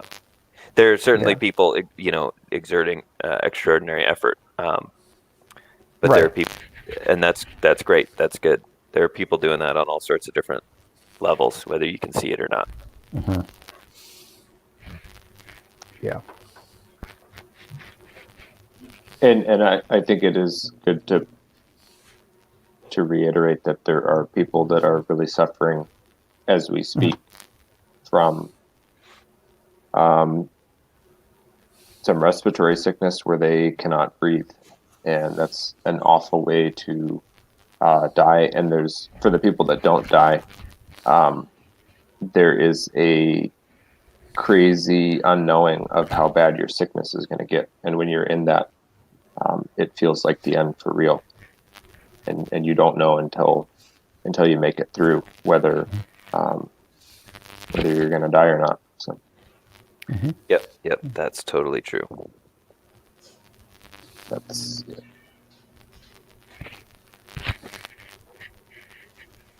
yeah. It's a time of maximum uncertainty, and we can definitely be aware of that. Hold that view that people are suffering, and still hold the other side of the view too. What advantage is being taken of it? Doesn't, when we're questioning some of the or all of the motives or actions or reactions by the state, doesn't mean that we're not empathetic to people that are actually sick from this thing. Two different things.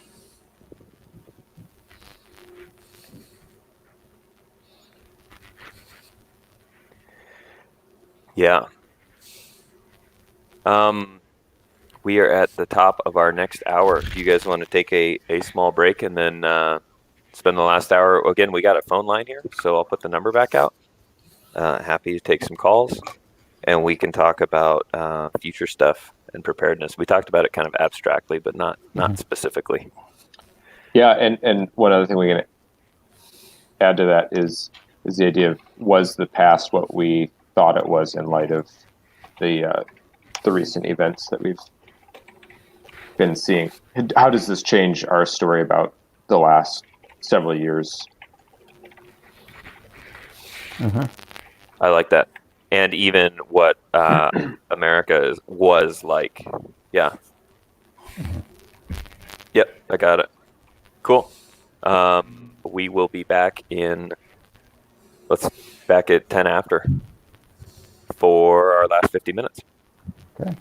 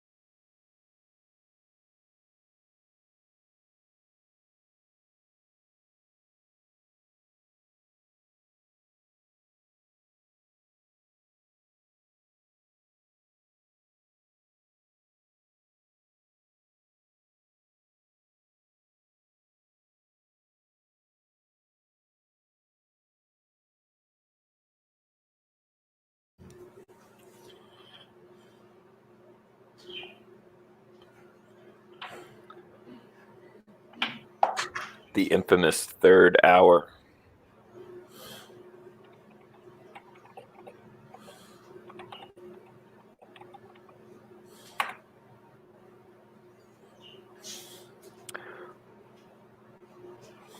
Welcome back.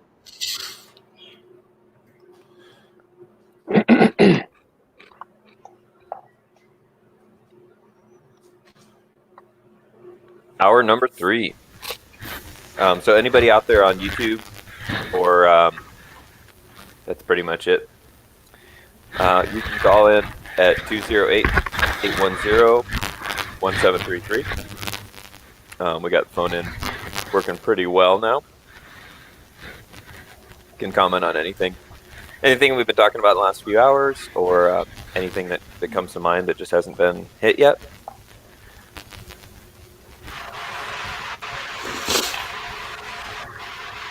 You just kicked me a link.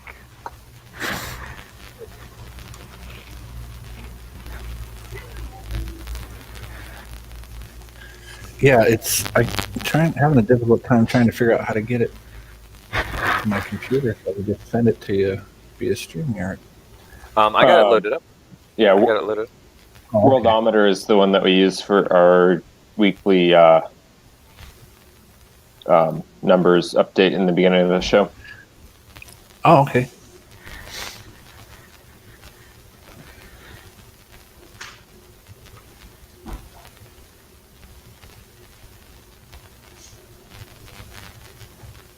Public education expenditure is not going down.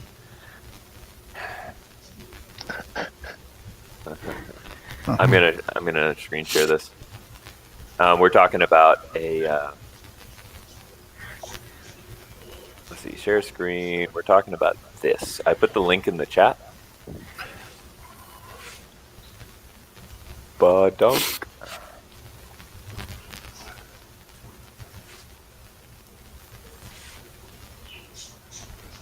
There it is. And again, these are all daily extrapolations for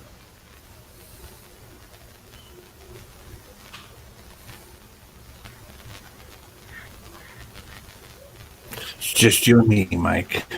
Oh, it is. Hang on. StreamYard hiccup. I had a different screen on. I was looking up that world odometer you were just putting up. There we go. We're back. Okay, here's the world odometer. Okay. Worldometer.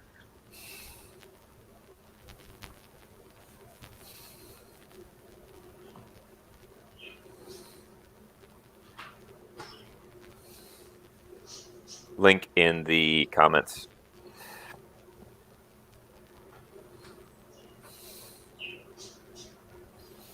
Shows you all kinds of neat things about people dying. Here are the here are these graphs Corey was talking about. That usually, this is a linear scale. There's a log scale. So usually these roll off at some point. When is that point? Don't know. How are the statistics being tabulated? Don't know. I think what Josh was saying is that if you go back to the main page and you scroll down a bit, under health, there is a bunch of types of deaths and illnesses that keep things in perspective. Here. World population, births this year, births today, deaths this year, deaths today.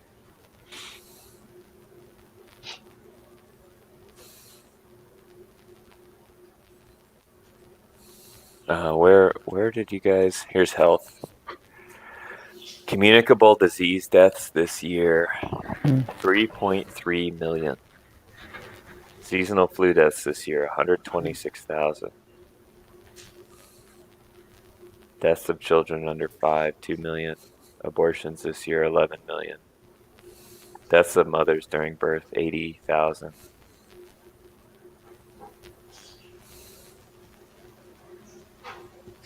Deaths caused by AIDS, 434,000. Yep. Cancer, malaria, 2 million. Yeah. Well, smoking. people are smoking. Cigarette smoke. That's you can probably link that a little bit to the coronavirus death. Yeah. Tends to be So people with poor lung health. the thing with comparing this to coronavirus is we're comparing an instantaneous measurement against well-established trends, and we will not know until a year or two from now where coronavirus, right, where it stacks up on this, and how we respond to it does have an effect on how bad it is on the death side, total deaths. So there's an argument to be made down the road that coronavirus wasn't that bad, but had we not acted, it would have been much worse.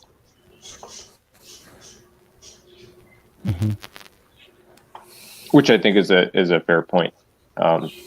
You only get to run the simulation once. The best you can do is compare the countries that acted against the ones who didn't act, and see how that plays out in their populations. Assuming there will ever be an audit on the number of actual deaths. Yeah, it can also be a very dangerous point, because politicians love to say, well, if we hadn't done this, then that would have happened. And there's no way to prove that. But they will claim it, and people will believe it because it's the politician's advantage. It's not falsifiable. Yeah. We have a caller on the line, and we actually had a second call, but I can't take multiples. So we'll take this one, and then we'll throw it back out for more calls. Welcome, caller. You are on Patriots Lament.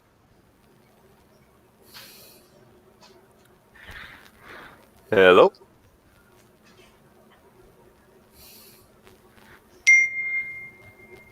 Yep. All right. Robocaller. Robocall.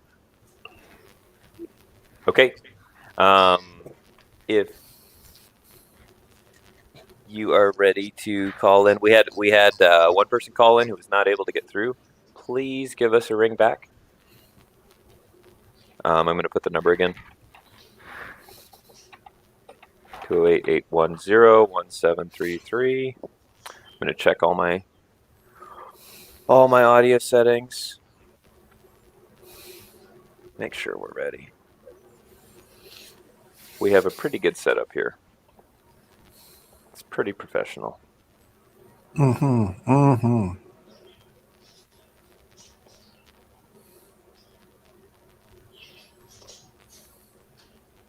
Okay.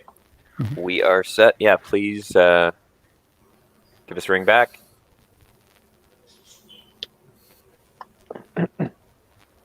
If you want to jump in on this. So action items for afterwards. Oh, here we go. All right, caller, you are on Patriots Lament. Can you hear us? Yeah, I'm here. Let me turn my volume. Cool. Yeah, you sound good. Yeah, I'm here. This is ex-warmonger here. You got this number. There's some talk over. Am I talking? Just mute out your YouTube, and everything else should be groovy. All right, mute the YouTube. I don't know how to do that. Matter of fact, I don't know how to use the chat, the comments, or anything. So you're talking about a real dummy here. You can pause the stream. You can just hit pause. Yeah, I'm gonna set the volume down to 0 because there's a delay. Works perfect. Okay, I don't know how to do the mute. Okay, can you hear me now? Sound great. Okay, I can just see a bunch of pictures. I can't hear any feedback. Is there anybody there? Yeah. We're here. Okay, I got Giesel. I can hear you. Oh. Am I? Yeah, you should be all good. We're all here. Tell me something first. Tell me something first. This 208 number.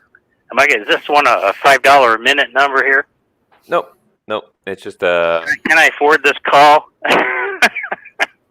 This is like 208. This is an Idaho number.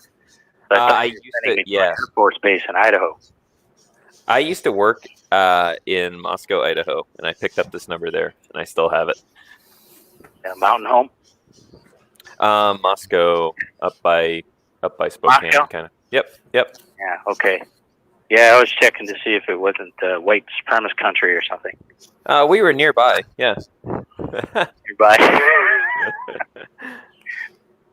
I don't know. I'm just testing this line because I'm sitting in a cabin here in Alaska, and I've been listening to you guys for a while. So, what are your thoughts on the development of? You called in early on, and yeah, I call in here and then. Yeah, we were talking about a few months, maybe 2 months ago now. We were talking about Spanish flu and when it hit Fairbanks, and you had done some reading about that. What are your thoughts on this now, where we're at? Reading. Yeah, I've got quite a bit in my head on it. I've had the H1N1 in '76, experienced it. It's a flu with a very heavy pneumonia that can make your lips turn blue. It's not the normal flu. It wasn't what I had. Wasn't the normal flu. But anyway, this seems to be similar to it. But the pandemic 1918, I've read about extensively, including what its projected path is. At least the one from 1918 was a 580-day or somewhere thereabouts event. It was not a one wave event. It was a 3-wave event. So what you have thoughts on that? We've been kind of following that, and the possibility for that here is pretty strong. China looks like it'll be the first place that sees that, if anywhere does, because they've lifted. Yeah, I've been watching that. Okay, appears that people have been saying, "Oh, it's going to level off. It's going to level off. It's going to level off." And if you pull up the timeline for the 1918, you'll find out it leveled off all right, and then took off again, and then leveled off again, and took off again. I mean, from a worldwide standpoint. The statistics were as they were. I think with that one turned out to be 2.5% of the world population. But what actually happens is different. You can't look at it. You can look at it overall. There were villages here in Alaska that took out 100% of the people there. I think Brevet Mission, there was only 8 kids left out of the whole town. So you can't go. Statistics are helpful, but the way this thing acts is what should be watched more than the statistical element of it, because this is what's will cause you to either survive it or perish from it. You had this thing when you guys used to first come on, my people perish for lack of knowledge. So this will be a good test, because if you get the knowledge wrong on this thing, you can't perish. What do you think about all something we've been talking about is all the conflicting information? There seems to be a lot of information, not very much vetted or good information, and then there's a lot of different interpretations of all of the information. Yeah, there is. The key here is discernment. We're all born with lazy minds. Can you agree with that? Mm-hmm. When we start out, we're satisfied with one sentence worth of history, and then later on, we'll take about a paragraph of history. That's about all we'll have the patience to look at. But when you're talking about something that's really serious, the level of investigation and analysis, and I don't know, you can call it detectiving or recon, you can call it whatever you want, it has to go up to a much higher level and focus and look at all things and be able to process it to come up with an average or a likelihood. Similar to you would, Dave, you do estimating in your business. You look forward to what your expenses may be in one particular area in order to make a product, correct? Mm-hmm. Yep. Yeah, and Josh does the same thing. He has to project forward on what his costs are going to be for his RFP in order to do his business. And it's not prophecy, and it's not it's investigation, and it's looking at what things have happened and what the likelihoods are given the circumstances, and coming up with a best estimate. And that's all you can do with this pandemic, is look at it that way. So that takes a lot more. I picked up on 3 or 4 that had the background and the intelligence, and I'll watch those. And then I scan the rest of them to see if there's anything new coming up. And then my processing and my brain does the rest. So, but see, I'm a person that's 70, and I've got the background, and some people are going to be good at this, and some people aren't. Some people are just looking for clickbait. Mm-hmm. What is your what is it that you want to you most want to understand about what's going on? Your personal. Well, we all have our own kind of angle on this, and there are reports and information that would suggest taking things very, very seriously. Then there are stories that are actually provable that they're made up at the same time, and so it's a difficult case of the baby and the bathwater. Like when you find you can take a day and you can find like 20 stories that are totally fabricated about this. You can actually do that.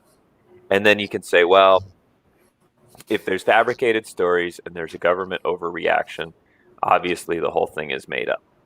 Right? Yeah. Well, the skill set you're talking about is critical reading, critical thinking, I guess it's called. Yeah. Learning how to do that is a skill. It's not, kids don't know how to do that. Critical thinking is something that has to be developed over years. It's something that you can do. Anyone can do it if they work at it. But when you're trying to process large amounts of information quickly, you're going to have to work at it. Even the conspiracy things that you guys talk about quite a bit sometimes. The government's doing this, the government's doing that. They're doing this evil, and the Tower 7 fell, for some unknown reason. Yeah, that's true. The government is an entity that has wickedness in it. It's just the way it is. And you're finding something like that, you're finding sand on the beach. What else would you expect to find? Sand on the beach is fine sand. So I don't pay any attention to it. It's just, just another thing the Roman emperor is doing to do whatever he has in his mind, and I just dismiss it and go on to something more important. But we're talking about here with this pandemic, there's an element here where everybody's going to have to do something to somehow keep from perishing from it, I guess. Understanding pandemics in general, I know what your fortes are. I've been listening to where your minds are, who you listen to, and who you talk to and stuff, and that's fine. But people, what I study most is warfare, just because I have an interest in it, and I know maybe significant things about maybe 1,000 different wars that I have swimming around in my mind there. But involved with 1,000 of those wars is about 100 different pandemics that are involved in them too. So see, I have things I can draw from in my history bank that I can look. Oh, that was something like the Anatolian plagues from the 2nd century, or that's similar to the 1918, which was a 3-wave thing. It wasn't 1 wave. It went around the world 3 times before it reached the herd immunity of about 80%. So this is what we're looking at. However we slow down this thing, this infection, we still have to reach that 80% or so that they can tell herd mentality, because that's what's going to stop it. That's going to turn it into a 60,000 people a year event instead of a 1 million people a year event. And that's what's been noted in the writings from history both, and that's what I see as viable. I don't know what you're thinking on I'm processing a lot of information here. Well, to make it put a little that- fun to it, I don't know if you saw, but President Trump, when he's looking at his ratings on his daily COVID-19 updates that he does, he said he's already signed up for a season 2, but won't commit beyond that until he sees how that goes. Yeah, the SARS didn't plateau and reemerge. So this is history for that. But you can't base history on, just like when you do your estimates, you can't base it on one event because it didn't happen last time. It won't happen again. You have to factor in. Looks like it could be from here to there. It could be from one. I think the Anatolian plagues lasted 16 years, but there wasn't a pattern. It just was there for 16 years. They didn't have any scientific stuff to keep track of it with. They just know it was kicking their butts for 16 years, and it did a lot of damage. So that's all I know about that. To what degree do you think that the government is justified in their protective role and their response or over response, depending on your perspective? Yeah, well, my perspective is, according to my, where I am. I look at governments as, how would I put that? They're placed here by the Almighty, depending on why He wants to do the nations He does, and then I cooperate with Him and do what I kind of try to behave myself, no matter what kind of a government I have, and that's what everybody has to do in the world. But Trump is just where I live, and he's going to make mistakes, and he's going to do things that are right. And what's going to happen in the end is we've got a pandemic, and it's going to get to the 80% point before it stops messing with our economy. So whether that happens in 1 year, whether it happens in 4 years, it's got to happen. There's nothing Trump can do about that. It's the pandemic you can do things to slow it down, but it won't stop until it reaches that thing where they got the herd immunity where it's going to stop it. Because this thing has corona. It's new. There is no vaccine. There is no until you get it and get an immunity, you're going to have to deal with it. Whether I survive or not is immaterial. But the government, I don't expect that much from the government. I don't know. To me, they're just. Some would argue that you're getting more than you are expecting. What was that again? Saying that some would argue that you're getting a lot more than would be expected. A lot more than be expected. I'm not understanding here. That the government's action is a over response to with the intention of not necessarily protecting. And what are you basing that on? What reference? Do you have a perfect condition that you have somewhere in the past that you can compare Trump to? I mean, Trump's a person that is, just like any other leader in the world. He just is what he is. You deal with him because that's what you're stuck with. So, I would put Josh in there and see what would happen. You think your judgments would be better than Trump's?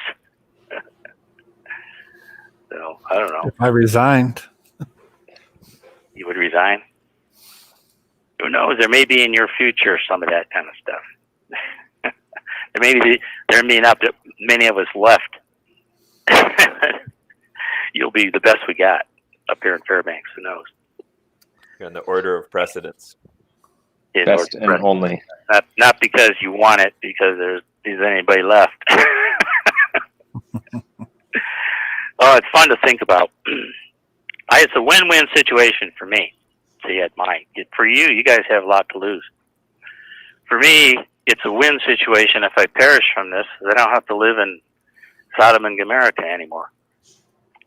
And it's a lose situation if I have to stay here with you guys and help rebuild Fairbanks or Alaska. We have to rebuild it from scratch. Everything, the currency, the economics, the government, rebuild it from scratch. From nothing. Send us back to the 1600s. We got to learn how to use horses again. See, it's a win-win for me. I either live and have a great adventure, or I'd die and be done with this mess. But you guys are young, the exuberance of youth. You still got optimism. I've lost mine a long time ago. Perfect. You guys still there? Oh yeah. Yeah. We're here. I'm seeing kind of freeze screens. This is a strange media. Keep in mind, I can't live chat. I can't comment. Big Brother has shut me off from all that stuff. I have no capability whatsoever. No standing in his court. I watch. This number works. Maybe the first and only time I can use it. We'll see. We'll see if this $5 a minute thing doesn't come through in my phone bill.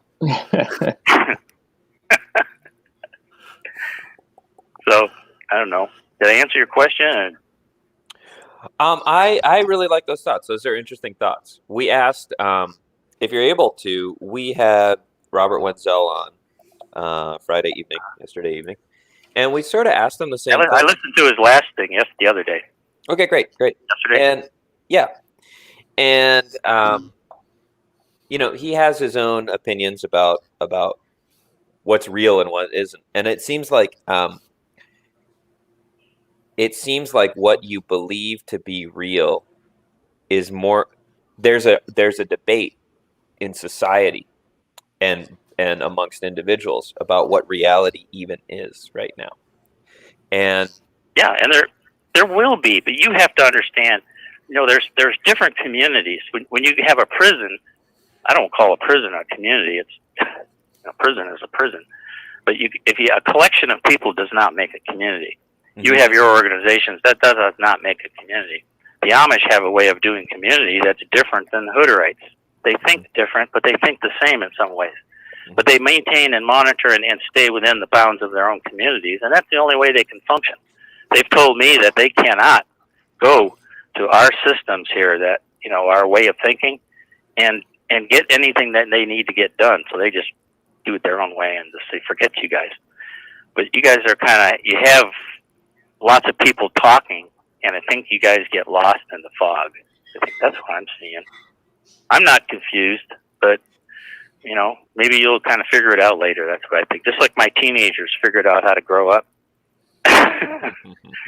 They eventually figured it out. So I think your analysis of what community is going to gel over time, but you're going to go through the crucible that the Lord puts in front of you. And you look at Isaiah 48, I've chosen for you the crucible of hardship. And He spared us from the refinement of silver. So it's a hardship. It's one thing that He puts you through, and then that's what you have. That's your path. However it is, my path went through the valley of shadow of death. Maybe that's your path coming up. Yet you don't see it. I've been through it for a year. It's not fun, and it scars you. It does a lot of things, but it's part of your path, and it makes you what you are. So that's what you got to look at. And the bad things that are ahead, the fear. What's the definition of courage?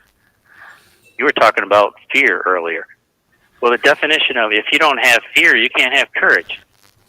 If Josh is up at the top of what's that hill up there? You see the sign, a roller coaster, and you got a big load of dynamite on the back of your truck, and you're getting ready to go down a roller coaster up there. You have fear, right? Isn't that what I would have fear. But the fear is, you overcome that fear, and it becomes courage. And if you do this 1,000 times, courage becomes courageous. So this is what the process is, what I see. Now you can see what you want to see. But the valley of the shadow of death did not take my life, but it changed my character. So that's likely what it is to do to you in each of your cases, depending on where your paths lead. Going through a very strenuous, horrible thing, and I don't even want to talk about the horrible things that I've been through. Mass graves, you name it. This stuff is not unusual to me. This stuff is not new to me. See, you're looking at it from one standpoint. I'm looking at it from, I've been through this before at one time in my life or another. So to me, it's just a review. Now, I don't know if you can make benefit out of that or not, because you basically have to go through this yourself. So I have limited role, but I'm watching you, and a little prayer and a little fasting, a little. I do what I can do, but basically, your path is your path. I don't know what I can help. I can study things. Anything you want to know about pandemics and wars, I probably could help. If you have some kind of a help, but I don't know about anything else. Well, your comments about the way the Spanish flu was dealt with in Fairbanks has already been useful. Like that's been something I've thought about for sure. That didn't come from. It was in your archives up there, Channel. Cruz did it. I got all that from the archives from Fairbanks. Mm-hmm. Yeah, and I also have the book, Annie's Trunk or something like that. I bought the book and I got it, and it has very little in it. She must have got it from several sources. But it's standard stuff. It's stuff that they know all over the world. It's just that was the experience of Fairbanks. And then Anna didn't do so well, 40% dead. I hope they do better this time. So, hope Fairbanks. The Fairbanks got the third wave. Fairbanks didn't get the first wave. The first wave was tended to, like this one right now, it tends to most of the older people and the weak people. The second wave is the one that was killing all the young people, the people your age group and the soldiers' age group. It was killing those by the millions. And then after the second wave was over, it went back to being a milder form, and that's the form that got up here in 1920. Near as I can put together with my analysis, and that's something that you with a lot of study probably could come up with something like that. Not a lot of history up here in Fairbanks and what went on. It's strange that I heard that on the cruise show because I couldn't find references to it anywhere else. Mm-hmm.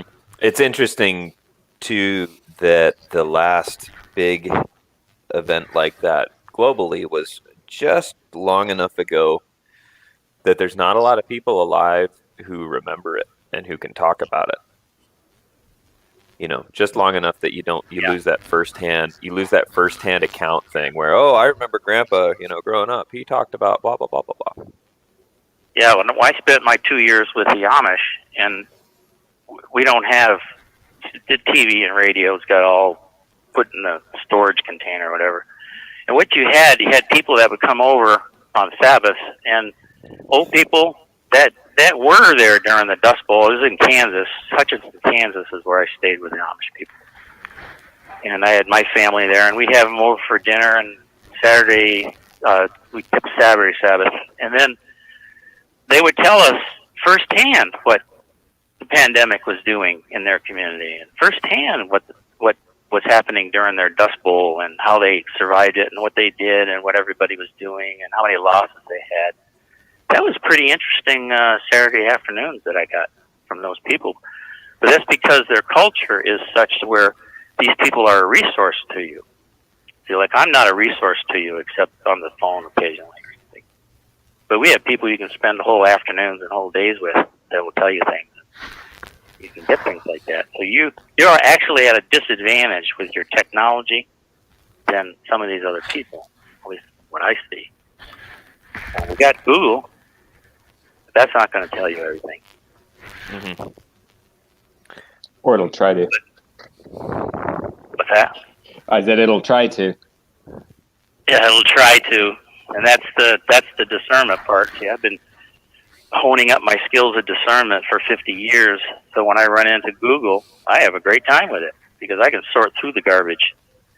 But if somebody's just coming in here cold, they don't have any background history, to gauge this stuff too, and to start giving some, it's a skill. You haven't got time. You run into a big problem like this, you got to bone all up on this stuff really quick because the pandemic is going to move very fast. It's going to do a lot of damage by the time you have some solution to it. Your bank accounts are going to be zero, and the whole world is going to get turned upside down. There's not a lot of time. This is too fast. This disease is well designed and administered by the angels, so you're not going to defeat it. Forget about that. Not even Trump can defeat it. Not even Trump? Helpful or not. Huh? Not even Trump? Not even Trump. Not even Trump can order that pandemic behave like he wants it to behave. Oh, I don't know. I wish I could be more helpful, but no, that's tremendous. One of the things we're trying to do, we've been getting together, the four of us and a few other people, and talking about stuff and providing each other our perspectives on this. And the show is another venue for that. And as this thing progresses, figuring out like what's going on, what's real, what isn't. What is the process for sorting? What keeps me tuning in is you guys seem like you care. Regardless of how much you're in the bushes and whatever, you care. That's what's on the top of my mind. That's where I'm programmed. I see somebody who cares. Those are the ones that are going to be alive. So.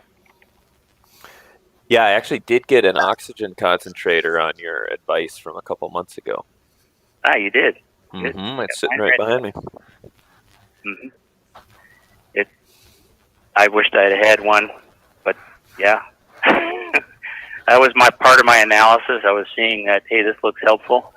I remember what suffocating felt like, laying down in my house all by myself, suffocating. Everybody's afraid to come over and talk to me, and I'd love to have a little bit of oxygen to breathe out. Well, good. You guys keep it up, and I'm keeping in touch, watching everything you have. You've come a long way since your money. I redid that money thing that you had in there, and you were really struggling with this medium. You've come a long way from there. Wish you luck. Yeah. We've learned by effort and failure. What's that again? We've learned by effort and failure. Right. You gotta sign off now. Probably got more. Probably got more to say. A little bit. Thanks for calling in. Call. Yeah, thanks for following us on YouTube here. All right. Bye-bye. Bye. So I have a question, and kind of directed at Mike. From a technical standpoint, the caller was saying that there's not a lot you can do, when God's involved. But from a worldly technical standpoint, there are quite a few things you can do to limit the spread of a virus. And do you have a better solution than putting ID chips in people? Like it seems like that would work to some degree. I think what we're arguing about is the unintended costs of doing that and how it would be abused later on, and that would be worse than the people saved from not getting sick and that kind of stuff. Mm-hmm. Is there an actionable thing that you could do in a community or behaviorally that would work at some scale that doesn't involve doing that? Well, you have to keep. You brought up abusing the powers that they get, and that always happens. Once they get a new power, they will always abuse it. You look at if you look at the historical. If you look at the historical record, more people have died from government than any other single cause. You're looking at 200 million deaths directly by government wars in the 20th century. So how does that compare to several thousand deaths from a virus over a period of a year that it lasts? I have a much greater fear of the state than I do of a virus that I can wash off my hands with soap and water. I can't wash the state off my hands with soap and water. And so individually, each person can protect themselves from it by, well, hygiene. I mean, the Black Death killed so many people because of poor hygiene. I mean, the Black Death killed off 30% of Europe. And what was it caused by? It was caused by a state action. It was caused by Mongols launching corpses of their own soldiers over the wall, which infected Europeans that went back to Italy. So, that's the one thing. It's just poor basic hygiene, and you don't need to run around wearing face masks for that. Right. Okay, but we could make the claim then that hygiene is a form of technology that you could, yeah, that can be expressed behaviorally, but can also be physical technology that you put on your face or on your hands or in your body. Right, and those are all forms of hygiene to some degree. To some degree. Now, are you going to spend the rest of your life wearing masks around? Are you going to want to be putting chips in your body so everyone can track you? I mean, what is acceptable? Well, if it is, say it's the Black Death and the alternative is dying, to the degree that I guess the sacrifice that people are willing to make is proportional to the threat of the disease. So if, say, coronavirus takes a second wave in the fall and people start really dropping like flies, at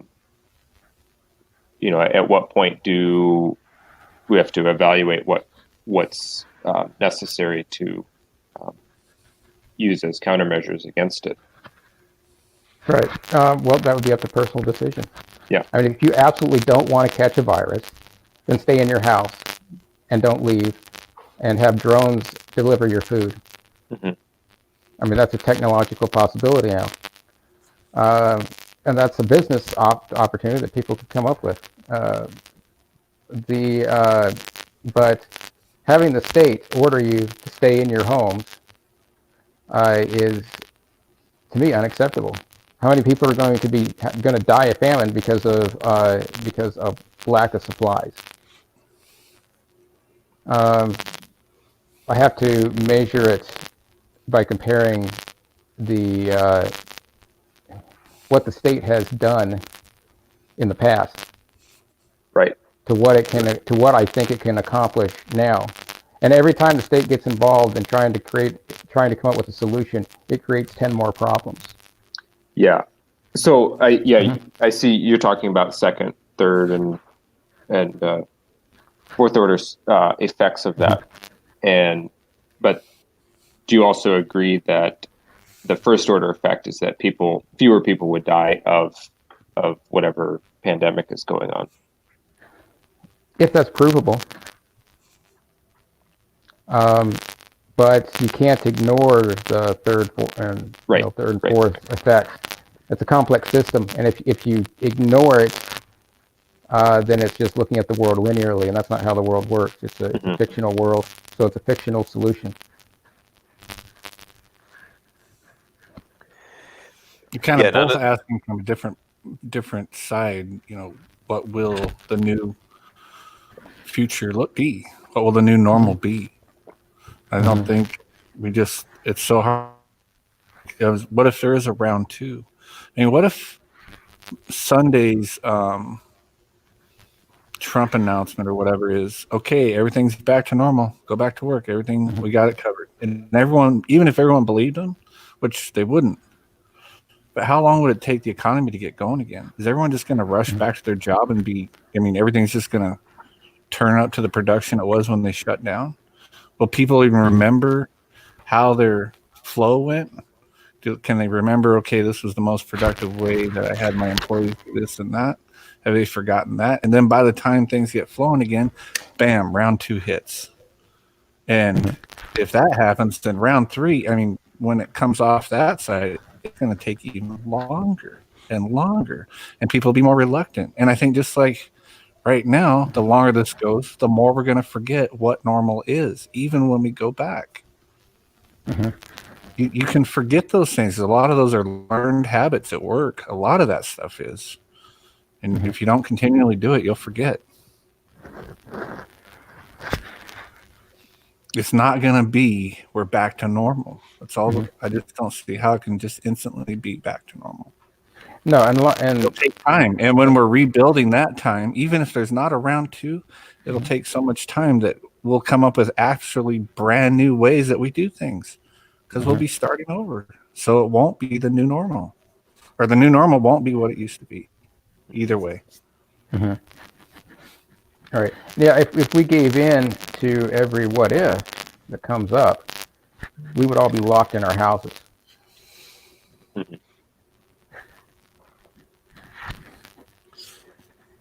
I mean, what we are right. And then what if an asteroid comes down and hits us?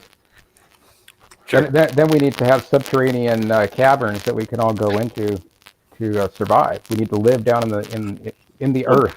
That would be a great quarantine exercise. Start digging. Oh well, didn't they evacuate some Pentagon officials to Cheyenne Mountain? Yeah. Yeah. So they're already doing it. There's one new normal, and that's the state. Which Mike, when you said that you couldn't even wash your hands from the state. I think even Pontius Pilate tried that, and he couldn't wash his hands from the state either.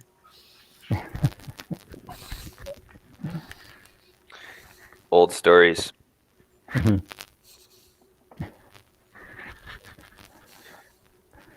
What's the same in new meanings?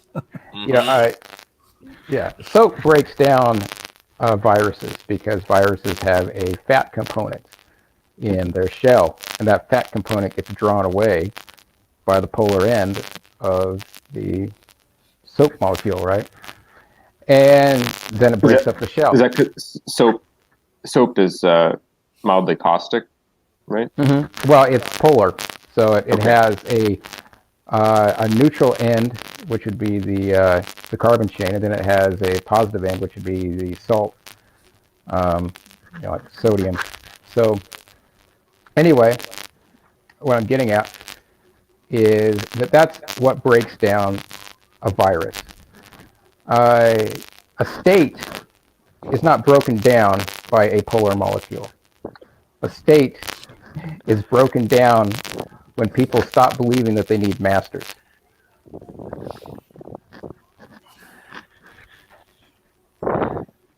Yep. There's no red button. No, soap doesn't work on them. Right. Different kind of dirty.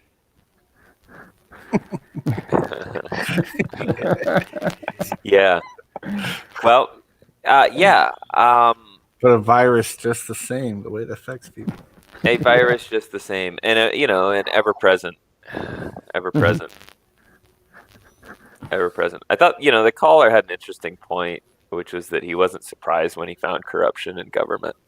I thought that was pretty good. I think we're a lot more chilled out than we used to be. It used to be like, "Brr, this bill has unauthorized spending in it. Can you believe it?" That's only incredulous for like so long. So that's good. And I think, the government overreaches are obviously going to happen. And what's the weird? So Mike, you were saying at some point you stop going outside if you're really afraid of everything. And the other point you had was that the cost, all the solutions come at some cost. And the interesting thing about this situation we're in is you don't get to calculate any of that ahead of time. And we'll never know exactly what the numbers are. Like that, you would need you need a experiment. You need a repeatable experiment to figure out like how all that works. And the weird thing about life is that it's not repeatable, and that the large events in life happen. Statistical significance happens when you have something 30 times or more minimum, and all the significant events in life happen way less than 30 times. So it gets hard to make those calculations. Other than, like you were saying, the cost, the knock-on effects of all those decisions are big. So, but I think they're going to happen anyway. Like one of the things, Josh, you were saying for this hour, how does this change what we think of the past? Well, I think that we've found out that, like it used to be hypothetical, what the U.S. government would do and how much the Constitution would be respected and how much any of that mattered. I don't think it's hypothetical anymore. I think we know now where all that falls. And here we go. Sorry about the blip. We know where we live now, better than we did a year ago for sure. And we know what can happen, and we know what the expectation of the society is. What it means to be American or whatever. So that's great. And so then we get to move forward with that information. Like, when things settle down or whatever, we don't have to sit and wonder like, I wonder what my city would look like if an event happened. We have a pretty good idea of that now. And because this is happening globally, we're getting to see that globally.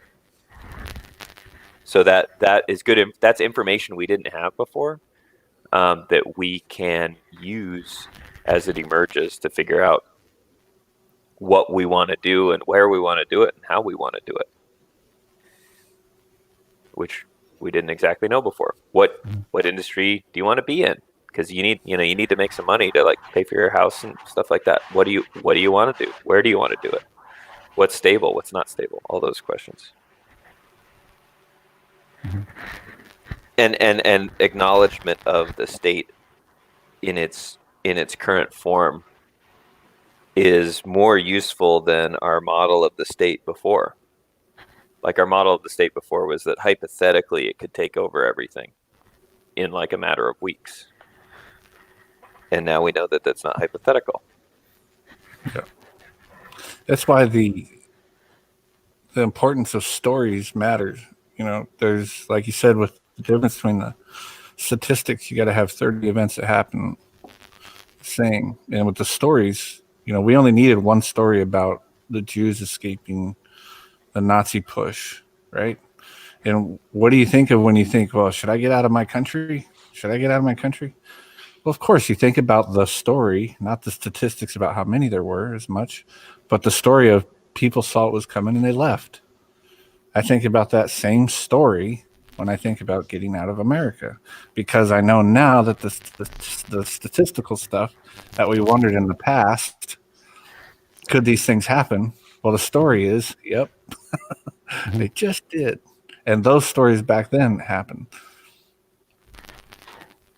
Yeah, one thing to remember is that tyranny always comes with a good excuse. I can't think of an example when it didn't have one. I mean, the Bolsheviks came because they had a good excuse. The Nazis came, they had a good excuse. And genocide always begins with a good excuse. There's always a good reason for it. Otherwise, you couldn't convince the population to go along with it.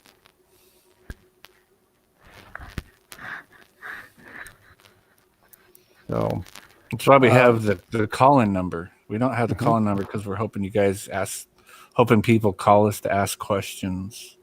And we give our great wisdom for it. We'd like people to call in to give us their ideas of what's going on, because we're scanning all that too, info for ourselves.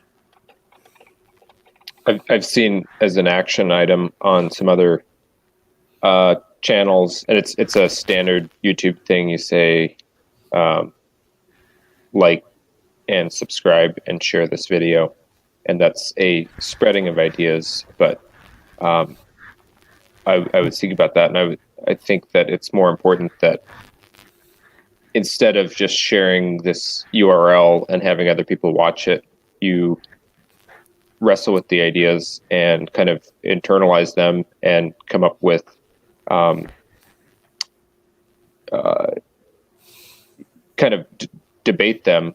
And then if you like those ideas, or if you don't, talk about them with other people and talk about them with us. Call in and check us on stuff. So we're in a process of figuring this out as well. Come, let us reason together. We've even learned to do that a lot better over the last 9 years on the show. We weren't very reasonable a few years ago.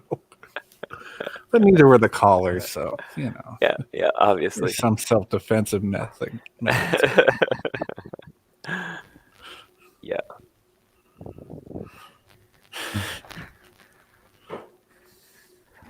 Cool. Well, we are at 3 hours and 3 seconds here. It's 4 o'clock. I have a 1993 Buick to work on, so I'm gonna go do some of that. All right. Good thing, because it doesn't have the technology that they can push the button and it all shuts down. That's right. It's untraceable. Except Not to say it doesn't have some pretty sweet technology. Oh, it has technology. I saw that cup holder that you got. That's pretty chic.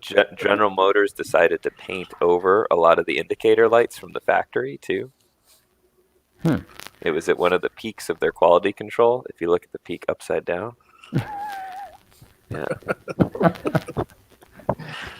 Anyway, an example of it's all the way you read it. That's right. Yeah, it's been good catching up with you guys. We got a lot of amazing comments. Thanks to Leela and Rick and Nameless was in there, and Eskimo Warrior I think made it in a little bit. So thanks to everybody and Jay Corbett, Apiaries, and yep.